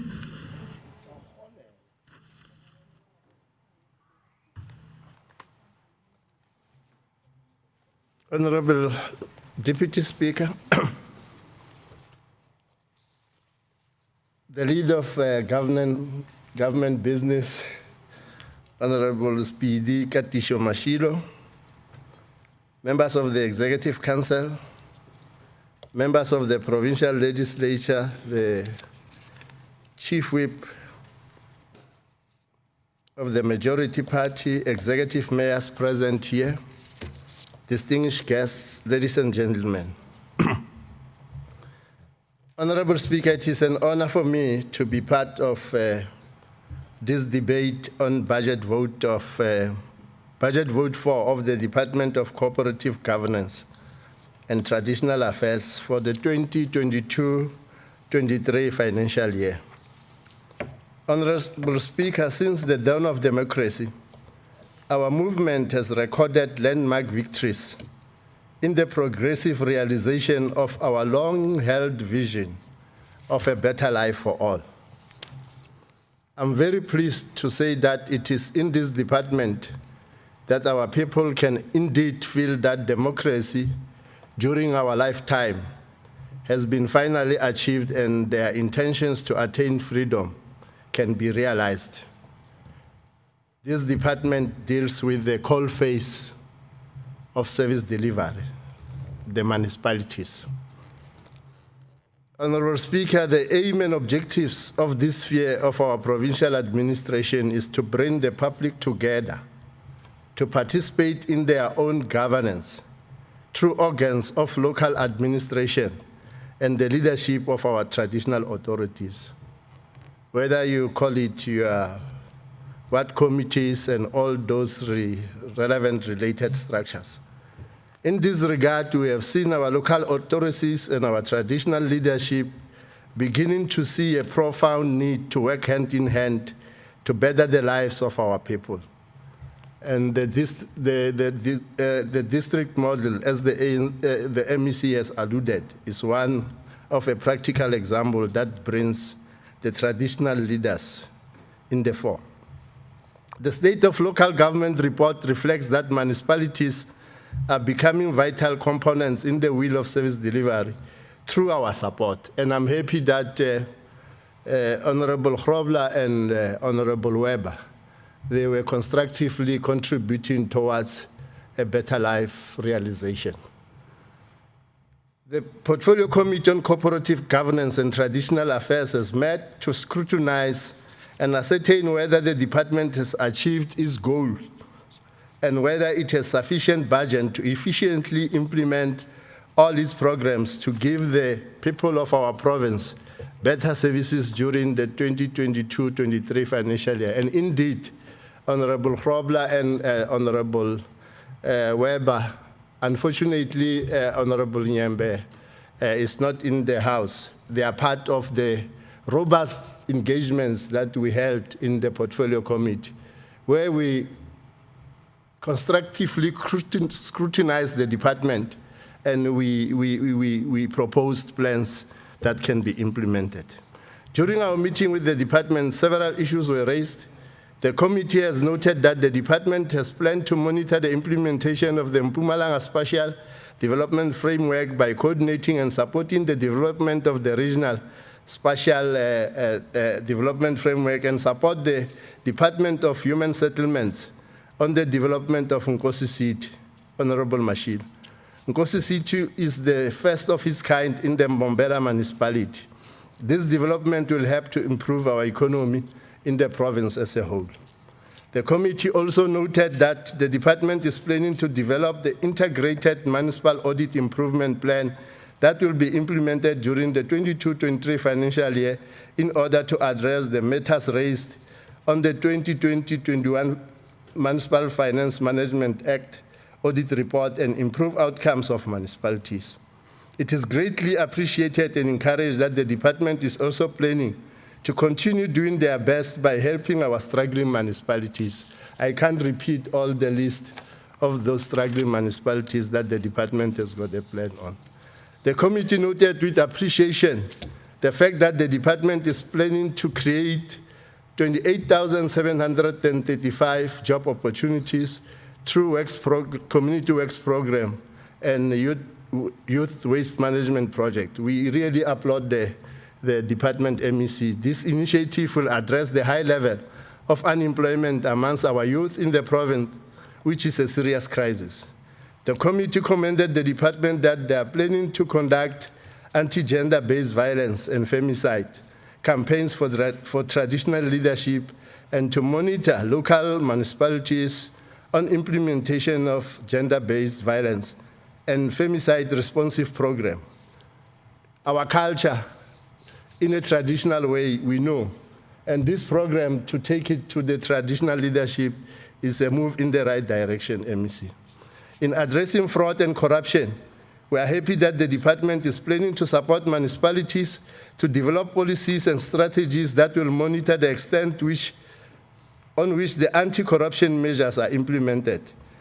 There is a need to monitor municipal spending patterns to ensure that our communities have access to basic services such as water and sanitation. The State of Local Government Report 2021 shows that there is generally a challenge in municipalities of this province.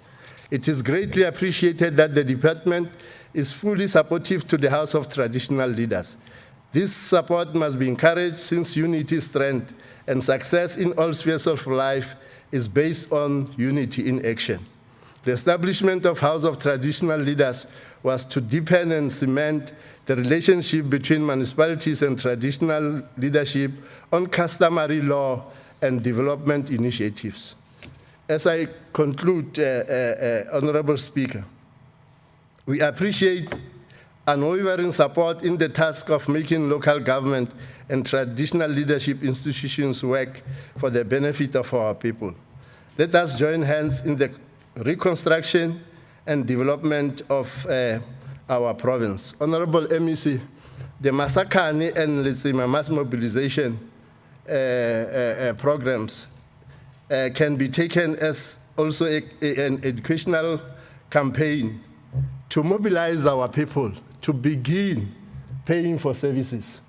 We can put all these measures in place, MEC, but if at the end our people are going to realize that the municipalities depend on revenue generation, because if you look at the state of our municipalities now, we are grant dependent.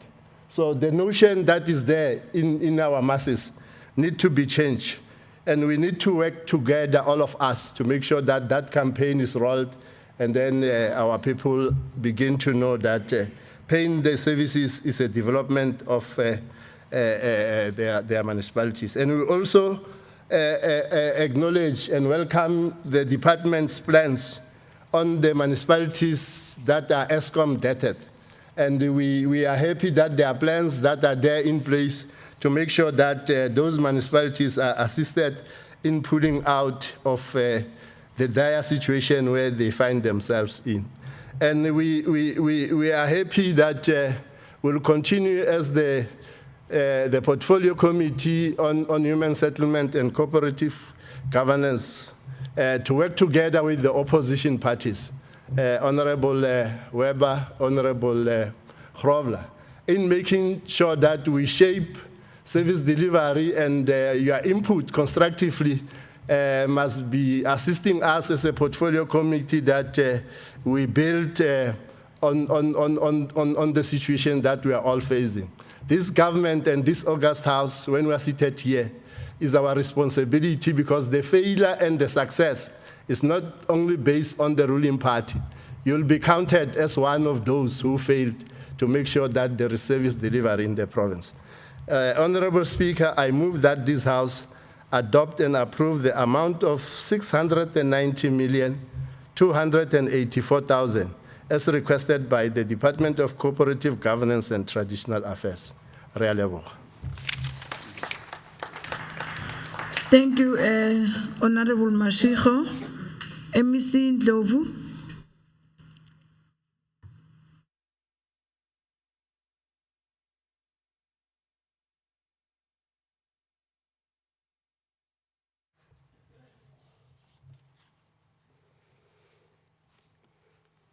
Deputy Madam Speaker, thanks again for giving me this opportunity again to respond on issues that have been raised by my colleagues here.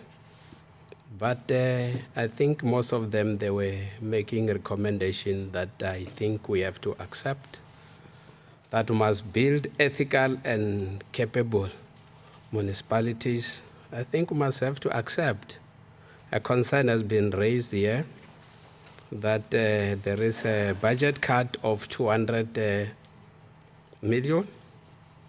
I think I must have to deal with it so that we don't create confusion. People will get out here and indicate that because there is a new MEC, the Premier has decided to allocate 200 million less to the budget that was allocated to this institution in the last financial year. This 200 million was allocated for us for disaster. It was for disaster. So if we're still going to have a disaster, because the function is located to the department, but with a zero budget. So the only time that we get this allocation is when there is a disaster. So I don't want to create confusion. I enjoy and sweat to work with this portfolio committee. All this seems as if all political parties prioritize this portfolio committee. When we engage always, they are coming with, they don't only criticize us, they also come with possible solutions. And I indicated in my first interaction with them that I will be more comfortable if, because we're all public representatives of the people of Mpumalanga, that we must work together and come with solutions that will enhance service delivery in the province. There was a disagreement on the interpretation of the word nonsense. I'm not going to get into that space, whether it was a sweeping statement or an analytic statement. I think it was an analytic statement that was based not on the process of nullification and verification or falsification. It was just throwing in statements. But to be honest, I enjoy listening to Honorable Nyembe. When I said that a thief who doesn't have an opportunity, I was responding to Nyembe. I also wanted to respond that we have got so many people that every day they will blame the ruling party that you are corrupt. Some of them, they were part of us before. We know them better than they know themselves. She's complaining, or she has got more information about corruptions that are taking place in municipalities because of the investigation which was conducted by the department. So you can see that as a department, we are honest. We will not try just to sometimes to interfere with investigation. We'll allow the investigation as they are. We have taken the investigation to the municipalities, and municipalities are requested to develop remedial actions. And together with municipalities, we are busy monitoring the implementation of the remedial actions. Only 6 municipalities are dysfunctional. We are paying special attention to these 6 municipalities.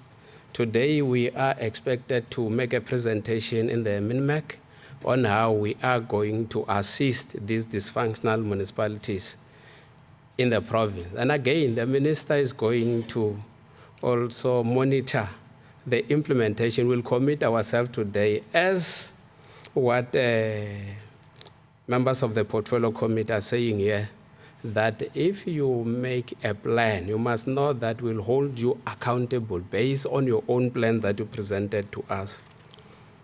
That 60 municipalities in Mpumalanga are grants dependent, that is true. We must assist to develop revenue enhancement strategy. We must campaign. Masakane campaign is very important.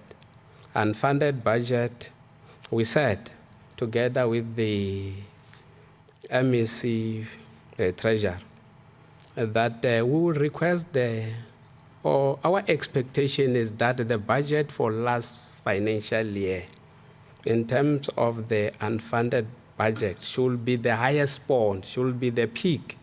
And they must start, all these municipalities must start to reduce their unfunded budget. Those that they were unable to reduce, we said that the ceiling will be the unfunded budget for last financial year. We said to municipalities that they must stop to use their ambitious revenue collection projections to fund their capital program. So we indicated to them that they should avoid, and they are going to avoid. Recruit capable employees who are equal to the task. I think that is correct. It's a fair recommendation that we must make sure that we have capable employees. Our political head and accounting officers should be decisive. I think it's also correct and must act decisively on time, deal with conflict of political leadership and royal houses. I think we are going to pay special attention as a department that we must start implementing. We should stop to come with new plans. There is somebody who said that since 1994, if we trace all the decisions that have been taken, even by political organization, you find that when we sit now in a meeting, the decision that you take today is one of the decisions that have been taken long ago. So there are those that are saying that you have got so many plans. I think that was the concern of Comrade Pat. I must manage my language, not Comrade Pat, the Honorable Pat. He said that you have got so many plans, start implementing those plans. I think I welcome that Masakane campaign, outsourcing of revenue collections. We will engage. You must engage because you were complaining here that we are over-utilizing consultants to draft AFS. So on the other hand, you are complaining, while on the other hand, you are saying that we must outsource. We are going to engage, but according to the research which was conducted long ago, they are saying that it's only politicians that they can be able to mobilize community to pay for services, not consultants. And so you can appoint a service provider to deal with government and also business people, because those are low-hanging fruit, according to me. But on community, the request that all of us must come to the party, let's go and campaign, we must embark on a Masakane campaign. It is welcome.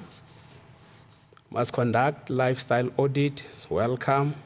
We must respect people's money. It's not our money. We must be brave enough to say no when there is this push that we use this money for our own benefits. I think we must also welcome this recommendation. You are welcome to advise us. We are all public reps. We all know the challenges. We must fix them. Every day when we discuss, all of us, it seems as if we understand the challenges that are facing local government. So it will be in the best interest of the people of this province if we can start fixing those challenges. Finally, I want to thank your input. I regard always this debate as a platform for us to exchange ideas on how to improve our services to our people. I thought before that our interests here are contradictory. The opposition will always come here and oppose us because when they support us, it means that we will improve giving services to our people and our people will be happy. They will continue to vote for the ANC. But I realize here that they will always give us advices, and your advices will consider them so deeply. Thanks for your proposals. Together we'll build our communities. Thanks. Thank you very much, Honorable MEC. That concludes the debate of vote 4. Now the question before the House is whether we agree to adopt the report as tabled by Honorable Shabalala. So agreed. The Secretary shall read the 5th order of the day. Order number 5, Policy and Budget Speech on Vote 12, Department of Social Development. I'll now call upon the MEC for Social Development, Honorable Njali Njali, to deliver the policy and budget speech.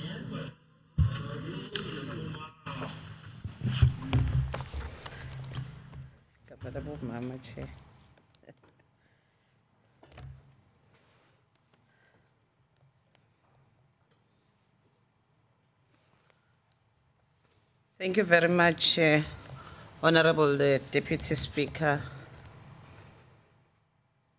Honorable Speaker of the Mpumalanga Legislature, Honorable Mtsweni Tsipane, who's the Premier of the province, Honorable Chair of Chairs, members of the Executive Council,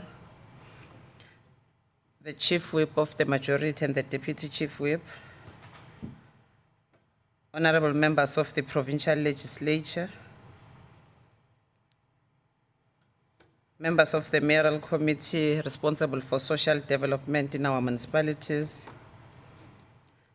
leader of official opposition and all political parties represented here in the chamber, our House of Traditional Leaders, the DG of Mpumalanga Provincial Government, Mr. Mampuru, our Head of Department, Ubaba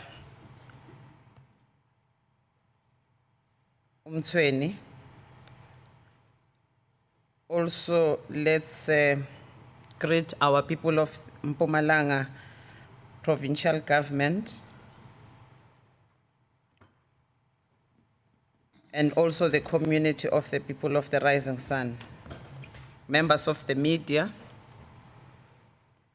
Madam Deputy Speaker, I am greatly honored and privileged to address this august House and the people of Mpumalanga on the performance of the Department of Social Development. This sitting takes place in the month of the youth, a sector that has been hard hit by the triple challenges which are poverty, unemployment, inequality. Thank you. This sector really needs special focus, particularly in view of these issues of substance abuse, violence, and other social crimes in our communities. According to the latest report, the unemployment rate stands at 34.5% in the first quarter of 2022, and the majority of which is the youth. The level of unemployment has since increased over the years and thus has further deepened and compounded one of the greatest threats to the development of our communities, which is poverty. This continues to call on all of us in the public and private sector to hold hands in an effort to help our communities out there to deal with this situation. Madam Deputy Speaker, we are witnessing an increase in a number of violent crimes such as murder, maiming, killing of women and children in our province. The cruel acts are taking place in our communities that have been at peace for quite some time, which is an indication of a serious demon that seems to be engulfing our communities. The crime statistics, as they were presented by Minister Begicele, states that there is an increase of 13.7% on sexual offenses and 18.1% on assault to cause grievous bodily harm, just to quote a few.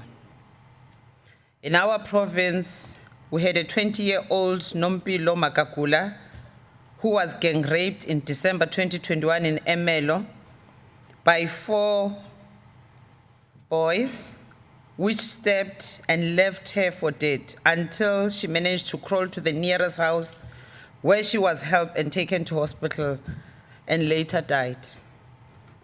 A policeman, Mr. Mabena from Paula near Tweefontein, a member of the police service who shot and killed his wife and himself in December 2021, and as a department was still providing the psychosocial services to the children.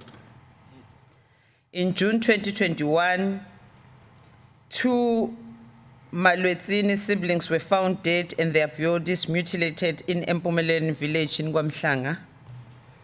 3rd of April 2022, a 6-year-old Buntle Mashiane from Ganduzweni, Hlanzeni, was reported missing, and her body was discovered on the 21st of May 2022, just outside White River, and her body was mutilated.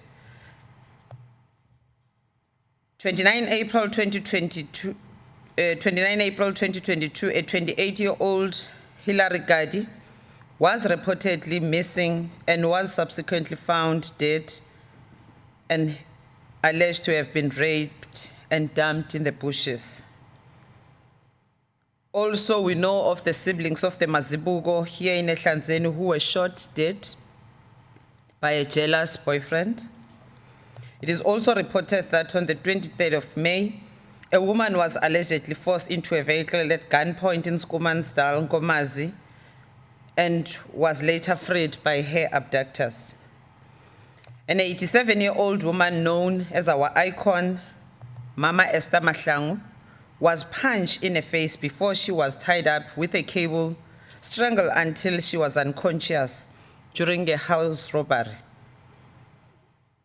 Sergeant Christopher Kutu, who was a member of a tactical response, was fatally shot in his house, July 2021, by his 28-year-old wife who worked at the magistrate court as an interpreter, with her 39-year-old accomplice. A 46-year-old pastor, Derek Klaba, brutally raped and robbed a 39-year-old woman after giving her a lift. A 16-year-old from Bushbuckridge just a few days ago killed and stuffed her 2-month-old baby and placed her in the school bag. We're raising this so that we can see that it cut across all sectors. These incidences that are a sign that something has seriously gone wrong, morally wrong, amongst our communities. It is seriously smell like a demon that continuously baying and yelping for blood of our people out there. Idinga imikhuleko, idinga isizwe sibumbane ukuze silwe nalesi sika. Honorable Deputy Speaker, let me take this time and ask the House to observe a moment of silence in memory of those victims of crime and violence in our province. Can we bow our heads? Thank you very much. Madam Deputy Speaker, the sixth administration of the current government adopted 7 key national priorities. The Department of Social Development was then tasked with the responsibility to lead and coordinate Priority 4, which is consolidating the social wage through reliable and quality basic services. The new MTSF 2019 to 2024, whilst at the same time still contributing to the most of the other priorities. Madam Deputy Speaker, we have been entrusted with the responsibility to champion an inclusive and responsive social protection system designed to give effect to Chapter 11 of the National Development Plan, NDP 2030. This is an unequivocal directive to commit ourselves to the eradication of poverty, reducing inequality, and improve collaboration with civil organizations. Undoubtedly, with the continued to, despite the limitations often imposed on us by realities on the ground. The department has developed a strategic plan 2020 to 25 and an annual performance plan of 2022 to 23 that reflects that important interventions in providing integrated social development services and programs. This document seeks to realize the department's vision, which is, I quote, a caring and self-reliant society through the promotion and protection of quality and sustainable livelihoods of poor, vulnerable, and marginalized groups in order to deal with social ills such as gender-based violence, poverty, child abuse, substance abuse, food insecurity, crime, HIV and AIDS, and other hostile social disorder. I close quote. In terms of early childhood development, honorable members, I wish to announce to this august House that the department has successfully handed over an early childhood development services to the Department of Basic Education in line with a pronouncement by the President of the Republic of South Africa in February 2019. The department's official handover was done on the 29th of March 2022, where a total of 50 officials were transferred to the Department of Basic Education with this function. We are pleased to report that the migration has been seamless. In terms of our poverty and social relief of distress, honorable members, the social relief of distress is the temporary provision of assistance by government to such individuals and their families. The Social Assistance Act number 13 of 2004 contains the criteria which these individuals must comply in order to be considered for the grant. Madam Speaker, the impact of COVID-19 and its implication will still remain with us for some time. We therefore cannot afford to drop the ball at this stage. The reality is that more and more people still need and still continue to be confronted by the aftermath of this pandemic. As more individuals and families go through this situation, more children in particular are getting exposed, suffer more and more. It is undisputed fact that the pandemic has shaken society and threatened the fabric of the society.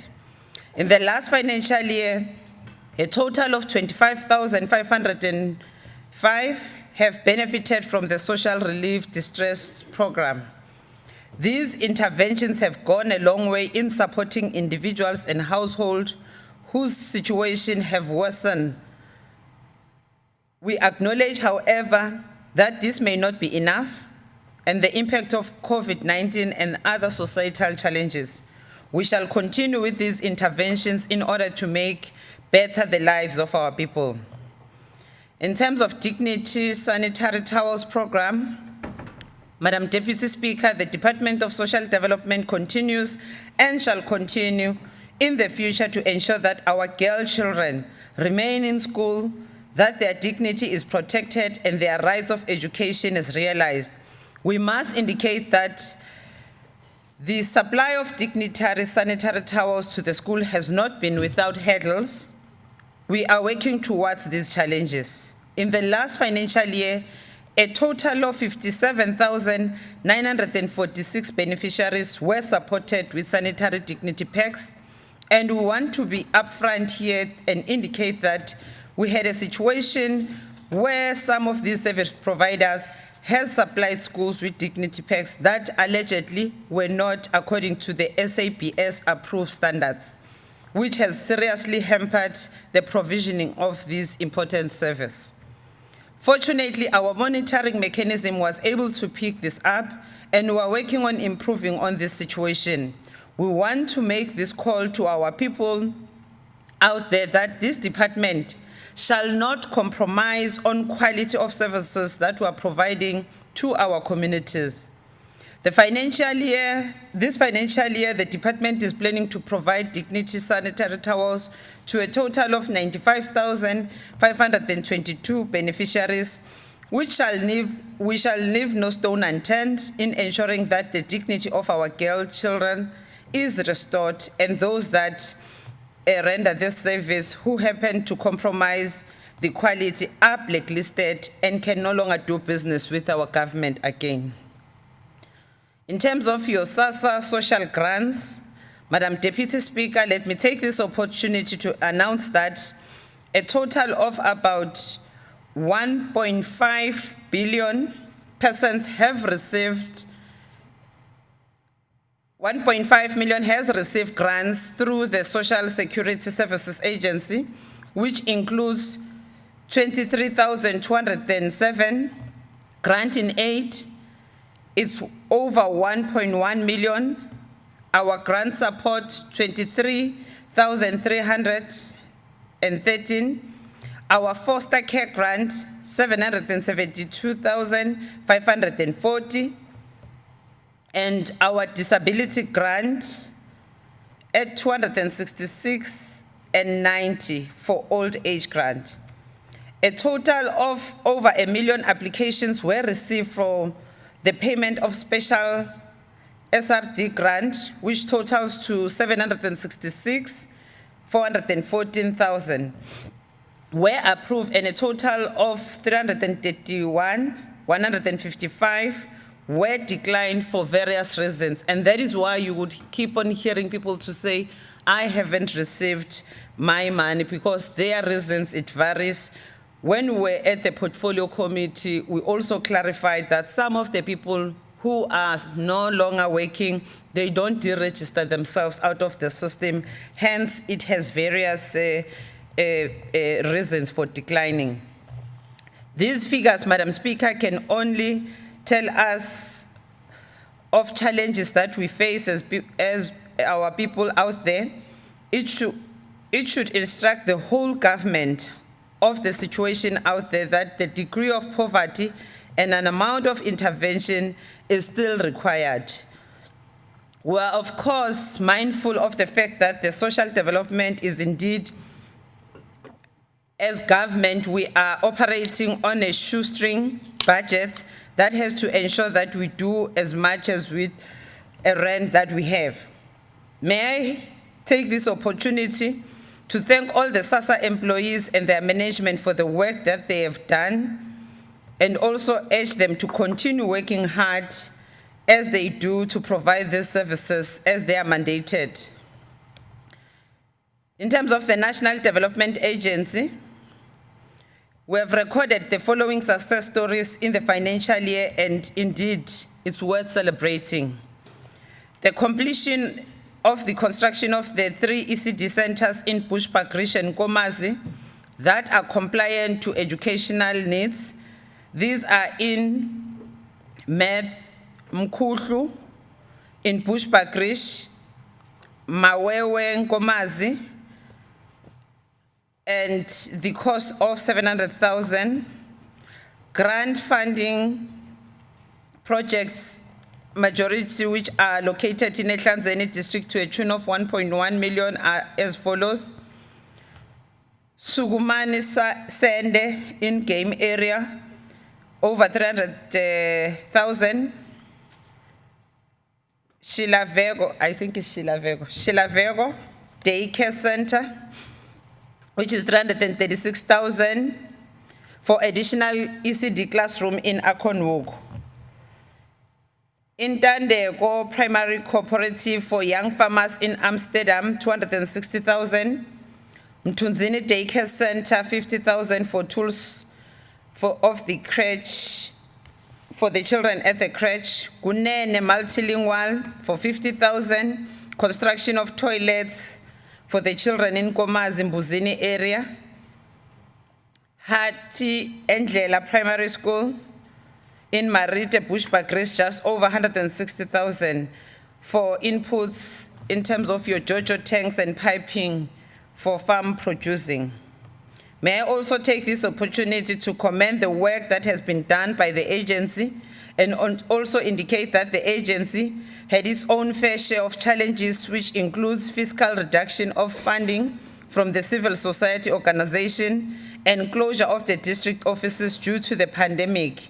We look forward for more contribution by the agency. In terms of your sustainable livelihood and poverty alleviation, the department will coordinate social facilitation and poverty alleviation program for sustainable livelihoods, intervention programs and services which will include, amongst others, food for all, DSD feeding programs, example, food parcels, your soup kitchens, your drop-in centers, social cooperatives, income-generating projects, community education and awareness, providing support to vulnerable groups, promoting local food production and consumption of healthy foods, as well as expanded public works program. The essence of these programs is to empower individuals, households, communities to pursue different livelihood strategies by building on material, social, tangible, and intangible assets, which people have within the community or a household. Livelihood diversification provides a holistic, integrated mechanism through which people can improve their livelihoods. It is envisaged that the program will facilitate, coordinate, and support various programs, services, and interventions and livelihood strategies to individuals, households, and communities. Madam Deputy Speaker, as part of our endeavor to alleviate poverty in the province, the department will also create job opportunities targeting a total number of 1,485,000 individuals who will participate in the EPWP program. To this end, we have seen a sizable number of individuals participating in our program, bringing food on the table to the most destitute families while improving the socio-economic status in their respective household. Furthermore, the department plans to provide support to more than 1,400 individuals benefiting from 300 poverty reduction initiatives through sustainable and livelihood program to enhance socio-economic situation. This entails provision of business mechanism and equipment, food production implements and equipment, and variety of tools, materials, equipment, through which the targeted individuals and households can be able to enhance and strengthen livelihoods. Again, this financial year, the existing 11 community nutrition and development centers in the province will be supported to ensure that most vulnerable and poverty-stricken individuals are food secured. To this end, the plans to reach and feed more and more people. More than 2,750 and more than 2,700 and 500 individuals from poor, vulnerable, and food insecure individuals will benefit. In terms of your women development, honorable members, the department will continue to create an environment to women to develop constructive, affirmative, and sustainable relationship while concurrently providing opportunities for them to build their competences and needed skills to engage as partners in their own development and of their communities. The interventions and services will be implemented through the leadership and skills development programs, as well as support to socio-economic initiatives. In this case, the department shall prioritize and strengthen capabilities and capacities of the indigenous civil society and the training and advocacy of empowerment programs. With this in mind, Madam Deputy Speaker, women, especially in rural areas, remain the most affected sector of our society in relation to poverty, unemployment, and other related social challenges. They are the ones who have to deal with the bearing of children, taking care of them, relying often on the reluctant spouses for their support. They are the ones who often marginalize, look down upon, and often forgotten. These are the ones who face the most traumatic situation within our communities. Working hand in glove with our various NPOs in the province, we are indeed making progress in this regard. As a matter of commitment in the current financial year, the department has planned to fund and support the total number of 4 women NPOs to reach out to more than 4,000 participating empowerment programs. On services to families, honorable members, the department has the responsibility to focus on building resilience for families through family preservative services as an anchor programs within DSD and critical political provincial deliverables. All programmatic intervention and contextualized with the family-orientated focus. Thus, the services or indicators for the preservation services, including family counseling, are closely linked to the social pathologies in terms of your substance abuse, your violence, and family facing crisis situation. These indicators are linked to parenting support programs for the risk families, most notably single parent families.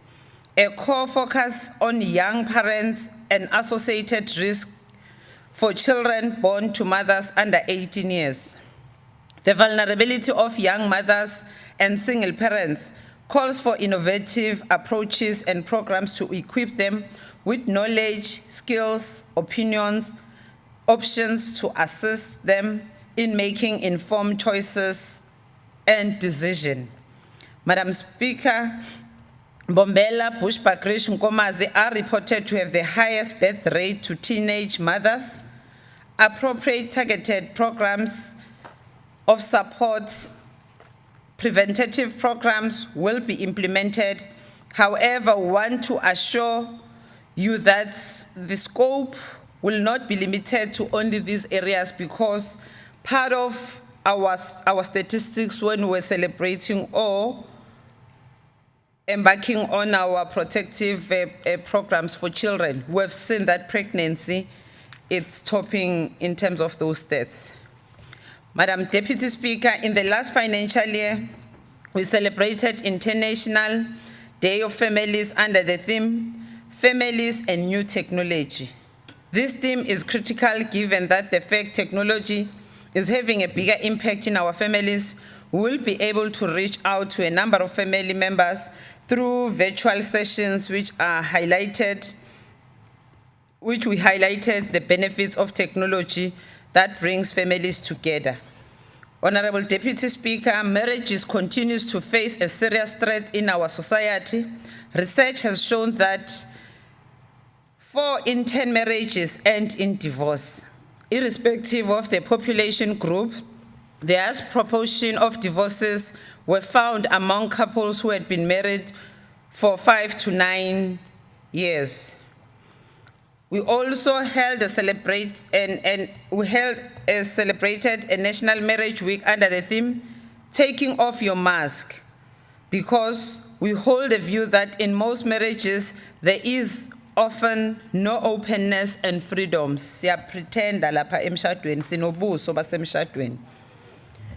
We also held a mother-to-daughter conference in Kotlagalo, just outside Ngodini, highlighting the plight of a girl child. These were successful events, and they provided us with a great deal of opportunity to interact with communities and some of our stakeholders. In the last financial year, the department has reached out of 8,077 for family preservation program and a total of 1,762 family members who participated in the parenting program. This financial year, the department is planning to reach 5,450 families through this program. Honorable Deputy Speaker, in terms of the child and care protection services, the constitutional rights of children remain an important priority of the department and in need of the province.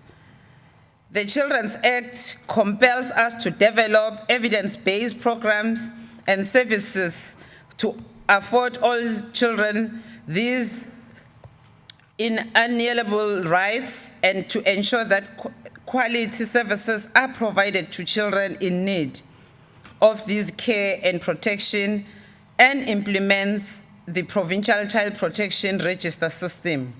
We continue to commit ourselves to ensure that those working with our children in the child and youth care centers are properly screened to prevent people who have committed offenses against children to be forming part in terms of taking care of our children. We have also planned 1,048 children in need of care and protection through the service provided in our founded child and youth care centers. We acknowledge that although we would like to keep all our children and families in communities, but circumstances do warrant us to make use of those facilities where children could be with their families. Those children are a responsibility of government, and they are placed in these facilities through court orders. Honorable members, foster care services continue to provide a safe net for children who are orphan and vulnerable. The foster families provide stable environment for the children who are without families and whose families are not able to provide adequate care for them. In this financial year, the department is planning to take 850 children to foster care. This will ensure that children who are living in ensured environments under the care of family that love them. We are continuing with the provision of foster parenting with the life skills that will ensure that we're able and provide the best care for these children. Madam Speaker, over the past 2 years, we have been reporting that we are training child and youth care workers who are based in our communities so that they can take care of our kids in terms of the protection of our children. I'm happy to report that 300 of child and youth care workers who are undergoing training have completed their studies and are fully implementing the community-based prevention program. In the last financial year, we had planned to reach 17,000 beneficiaries through this program. I am proud that to report that we're able to reach 22,468 orphaned, vulnerable children through this program. In the current financial year, we are planning to reach 20,450 through this program. In terms of older persons, Madam Deputy Speaker, the older persons program has developmental approach aging, which also seeks to keep our older persons in their families and communities as long as possible. The main performance areas would be to care, support, and protect older persons with a strong focus on poor and vulnerable communities. There remains a need for residential care facilities for frail older persons, despite relative high costs in order to provide for the remaining needs in our communities where these services do exist. Alternative care and support models will continue to support gradually expanded on. In the last financial year, the department was able to reach a total of 1,121 older persons who access services in residential facilities, a total of 4,363 older persons access this community-based care support, which is 1,466 more than the last financial year.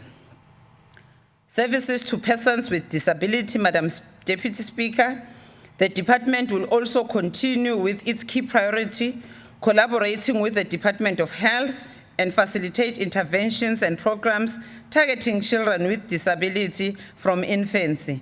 The department will further expand community responsive programs through developing, implementing daycare services, programs for persons with disability above the age of 18 years, and as an alternative to institutionalize in an attempt to address the growing demand for residential care services. We shall continue to strengthen working relations with our major service providers and disabled people's organization for the purpose of improving of social services to persons with disability. Without any doubt, the well-being of our socio-economic empowerment of our persons with disability remains our key priority. A total number of 1,889 persons with disability have in the financial year accessed the service-funded protective workshops. In terms of substance abuse, Madam Deputy Speaker, we continue to affect individuals, families, communities as a whole. Children and youth are at risk. They are easily influenced for abusing and trafficking drugs. The department has intensified the awareness campaigns through door-to-door presentations, community dialogue, blitz, targeting the hotspots areas such as Fosman, Akavilin, Malahleni, KwaMhlanga, KwaGafontein, Thembisileani, Embalenhle, Gavin Mbeki, Caroline in Chief Albert Luthuli, Emelo in Sugalikwa, and the entire Mbombela, Leidenberg in Tabacho, just to name a few. A total number of 1,060 awareness campaigns were conducting, reaching 53,553 community members. The department will officially open the state-of-the-art Nkangala Public Treatment Center in 2022, marking a milestone in delivery of the much-needed inpatient treatment center managed by government. The two public treatment centers provided treatment services to a total of 2,314 services users, and the last financial year giving hope to sobriety to young people. There is a functional provincial substance abuse forum established in terms of the Prevention and Treatment of Substance Abuse Act 70 of 2008. The department will also develop the provincial Mpumalanga Anti-Drug Master Plan for 2021 to 25 which is due for approval by Cabinet. The Anti-Drug Master Plan will inform the implementation, prevention programs, treatment, rehabilitation, reintegration, and aftercare services to deal with the scourge of substance abuse in our province. Madam Deputy Speaker, in terms of the victim empowerment, in the last address to this Honorable House, we pointed out that the country was experiencing a serious challenge with the increasing of number of women and girls who are violently being raped, killed, murdered, burned, and buried. These acts of brutality should be a clarion call to all of us to open our eyes and the amount of cruelty, the need to provide shelter for those who are confronted with the potential of being victims. The department continues to provide the support and protection to victims of crime and violence in line with Pillar 4 of the National Strategic Plan on Gender-Based Violence and Femicide. The services provided to victims are psychosocial services, that addresses trauma and depression, family reintegration services, prevention services, where communities are educated on the scourge of GBV and body mutilation for multi-purposes. These services are aimed at enabling survivors for their function optimally in their communities. In an effort to fight the scourge of human trafficking, the department has joined forces with other stakeholders, including the Department of Justice and Constitutional Development and the South African Police Services, Special Investigation Unit, Kuma Hawks, the Department of Health and Home Affairs in terms of your immigration. Collectively with these stakeholders, in this effort, we intend to unravel and defeat the scourge. The department will be playing the critical role in terms of the structure providing protection and reintegration of the victims with their families. In the last financial year, we had promised this House that the department was planning to provide psychosocial support to victims to a total of 2,668 victims of crime, assess these services from both at our local DSD offices and victim support centers. We wish to announce to these honorable members that a total of 2,245 will be provided for the financial year 2022-23. In terms of social crime prevention, Madam Deputy Speaker and honorable members, the Department of Social Development is mandated by, among other legislative framework, a Probation Services Act and the Child Justice Act provides services to children, youth, adult, and risk and in conflict with the law. Services are also provided to the victims of crime of violence as mandated by the restorative justice system. The department will continue to provide and develop and implement social crime prevention programs, probation services targeting children, youth and adult offenders, victims in criminal justice processes. We shall focus in the implementation of anti-gangsterism strategy in an integrated crime prevention strategy. The department, in partnership with the Department of Justice and Constitutional Development, are in the process of expunging criminal records of all children who serve their sentences, either through compulsory sentences served in secure care service centers such as Etogomala or through diversion services. Currently, about 358 children in Mpumalanga province whose records must be expunged in 2022-23 financial year. In terms of your HIV and AIDS, Madam Deputy Speaker, the burden of the disease, particularly HIV and AIDS, continues to affect the ability of families, persons with disability and older persons. The department has committed itself in raising awareness on social, behavioral, structural drivers of HIV by integrating services with other departments, private sector, NPO, psychosocial support, and community conservation that are implementing and conducting to ensure stability in families distressed in an emergency situation, largely working in dealing with this undue hardship. A total number of 18,488 beneficiaries were reached through behavioral change programs. In terms of the youth development program, Madam Deputy Speaker, the youth population in the province has grown, the unemployment has risen, and poverty has walked in through the doors of every community. The need to address this has even become even more and more urgent, especially with the amount of drugs being splashed around in the streets of our township and our villages.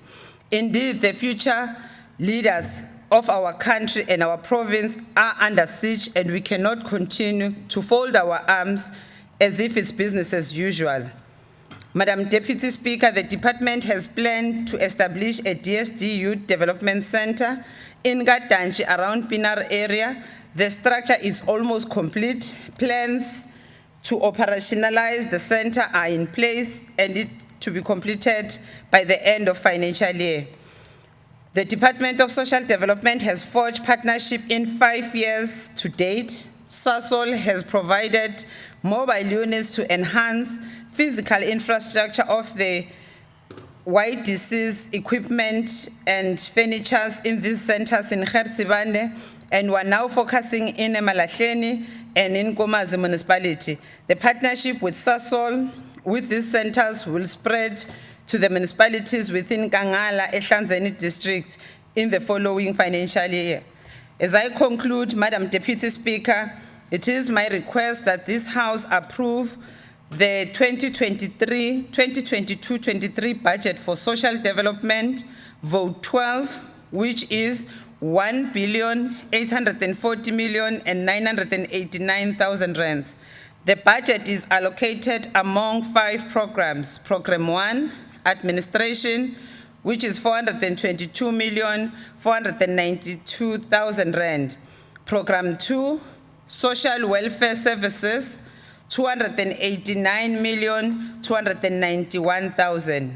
Program 3, children and families, which is 738,630,000. Program 4, restorative services, 217,931,000. Program 5, development and research, 171,185,000. Words of appreciation, Honorable Madam Deputy Speaker. Let me take this opportunity to thank my party to deploy me, also to serve the people of Mpumalanga, and also the Honorable Premier for her leadership in support and guidance, and further thank my family and husband who have supported me through these challenging times, my colleagues in the executive, the portfolio chairperson who's also always guiding Mr. Ngomane, and would also wish to acknowledge the work done by the HOD and all senior managers in the department across the 3 districts, and also the role that is played by our stakeholders, NPOs, NDA, SASA, and all our social partners is highly appreciated. We're presenting this before this House. Thank you very much, Honorable Deputy Speaker. Thank you very much, Honorable Jaljali, for the well-delivered policy and budget speech. The Secretary shall read the 6th order of the day. Order number 6, consideration of a report of the Portfolio Committee on Health and Social Development on vote 12, Department of Social Development. I'll now call upon the chairperson of the Portfolio Committee on Health and Social Development, Honorable P.S. Ngomane, to table the report.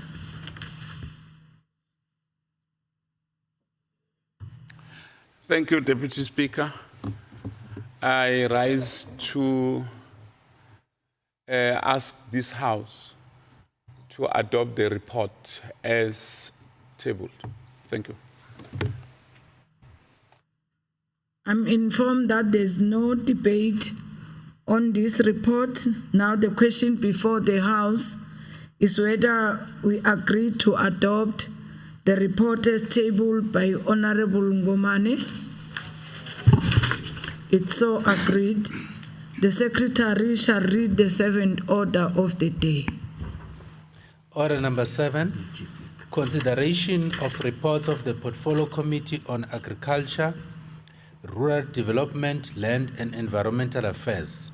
7.1, taking legislature to the people in the Dr. Pixliga Isaka Seme local municipality on the 9th to the 13th of May 2022, Department of Agriculture, Rural Development, Land and Environmental Affairs. 7.2, oversight visit for the Department of Agriculture, Rural Development, Land and Environmental Affairs, Mbombela Local Municipality, Mbombela Fortune 40, on the 25th of May 2022 at 14 hours. I will now call upon the chairperson of the Portfolio Committee on Agriculture, Rural Development, Land and Environmental Affairs, Honorable PM Lubisi to table the report.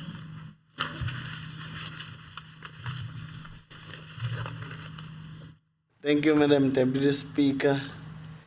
I hereby, on behalf of the Portfolio Committee, table the aforesaid mentioned reports to this august House for consideration and adoption.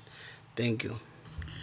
I'm informed there's no debate on this report now. The question before the House is whether we agree to adopt this report as tabled by Honorable Lubisi. Agreed to. The Secretary shall read the 8th order of the day. Order number 8, consideration of reports of the Portfolio Committee on Premier's Office, Finance, Economic Development and Tourism. 8.1, oversight activities conducted at Dr. Pixliga Isaka Seme Local Municipality during the Taking Legislature to the People, Mpumalanga Economic Growth Agency. 8.2, oversight visit conducted at the Wackerstrom wetland at Dr. Pixliga Isaka Seme Local Municipality on the 10th of May 2022, Mpumalanga Tourism and Parks Agency. I'll now call upon Honorable V.F. Mlombo to stand in for the chairperson of the Portfolio Committee on Premier's Office, Finance, Economic Development and Tourism to table the report. Honorable Deputy Speaker, I rise to table the report as presented for consideration by this august House. Thank you. I'm informed that there's no debate on this report. Now the question before the House is whether we agreed to adopt this report as tabled by Honorable V.F. Mlombo. Agreed to. The Secretary shall read the 9th order of the day. Order number 9, consideration of reports of the Portfolio Committee on Health and Social Development. 9.1, taking legislature to the people at Dr. Pixliga Isaka Seme Local Municipality on the 9th to the 13th of May 2022, Department of Health. 9.2, oversight visit conducted at Dr. Pixliga Isaka Seme Local Municipality, Tembalatu Protective Workshop and Kayalugutula Victim Support on the 10th to the 11th of May 2022, Department of Social Development. I'll now call upon the chairperson of the Portfolio Committee on Health and Social Development, Honorable P.S. Ngomane, to table the reports. Thank you, Deputy Speaker. On behalf of the Portfolio Committee, I ask this House to approve all the reports which are before us. I thank you. I'm informed that there's no debate on this report. Now the question before the House is whether we agree to adopt the report as tabled by Honorable Ngomane. So agreed. The Secretary shall read the 10th order of the day. Order number 10, consideration of reports of the Portfolio Committee on Public Works, Roads and Transport, Community Safety, Security and Liaison. 10.1, oversight visits to Amersfoort and Folkras police stations at Dr. Pixliga Isaka Seme Local Municipality on the 10th and 11th of May 2022, Department of Community Safety, Security and Liaison. 10.2, oversight visit held at Dr. Pixliga Isaka Seme Local Municipality, Garsibande District on the 10th of May 2022 at Tembeni Primary School, Department of Public Works, Roads and Transport. I'll now call upon the chairperson of the Portfolio Committee on Public Works, Roads and Transport, Community Safety, Security and Liaison, Honorable Mahlangu, to table this report.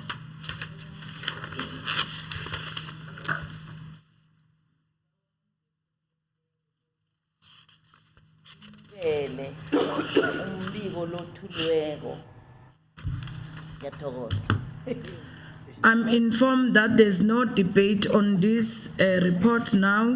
The question before the House is whether we agreed to adopt this report as tabled by Honorable Mahlangu. Agreed to.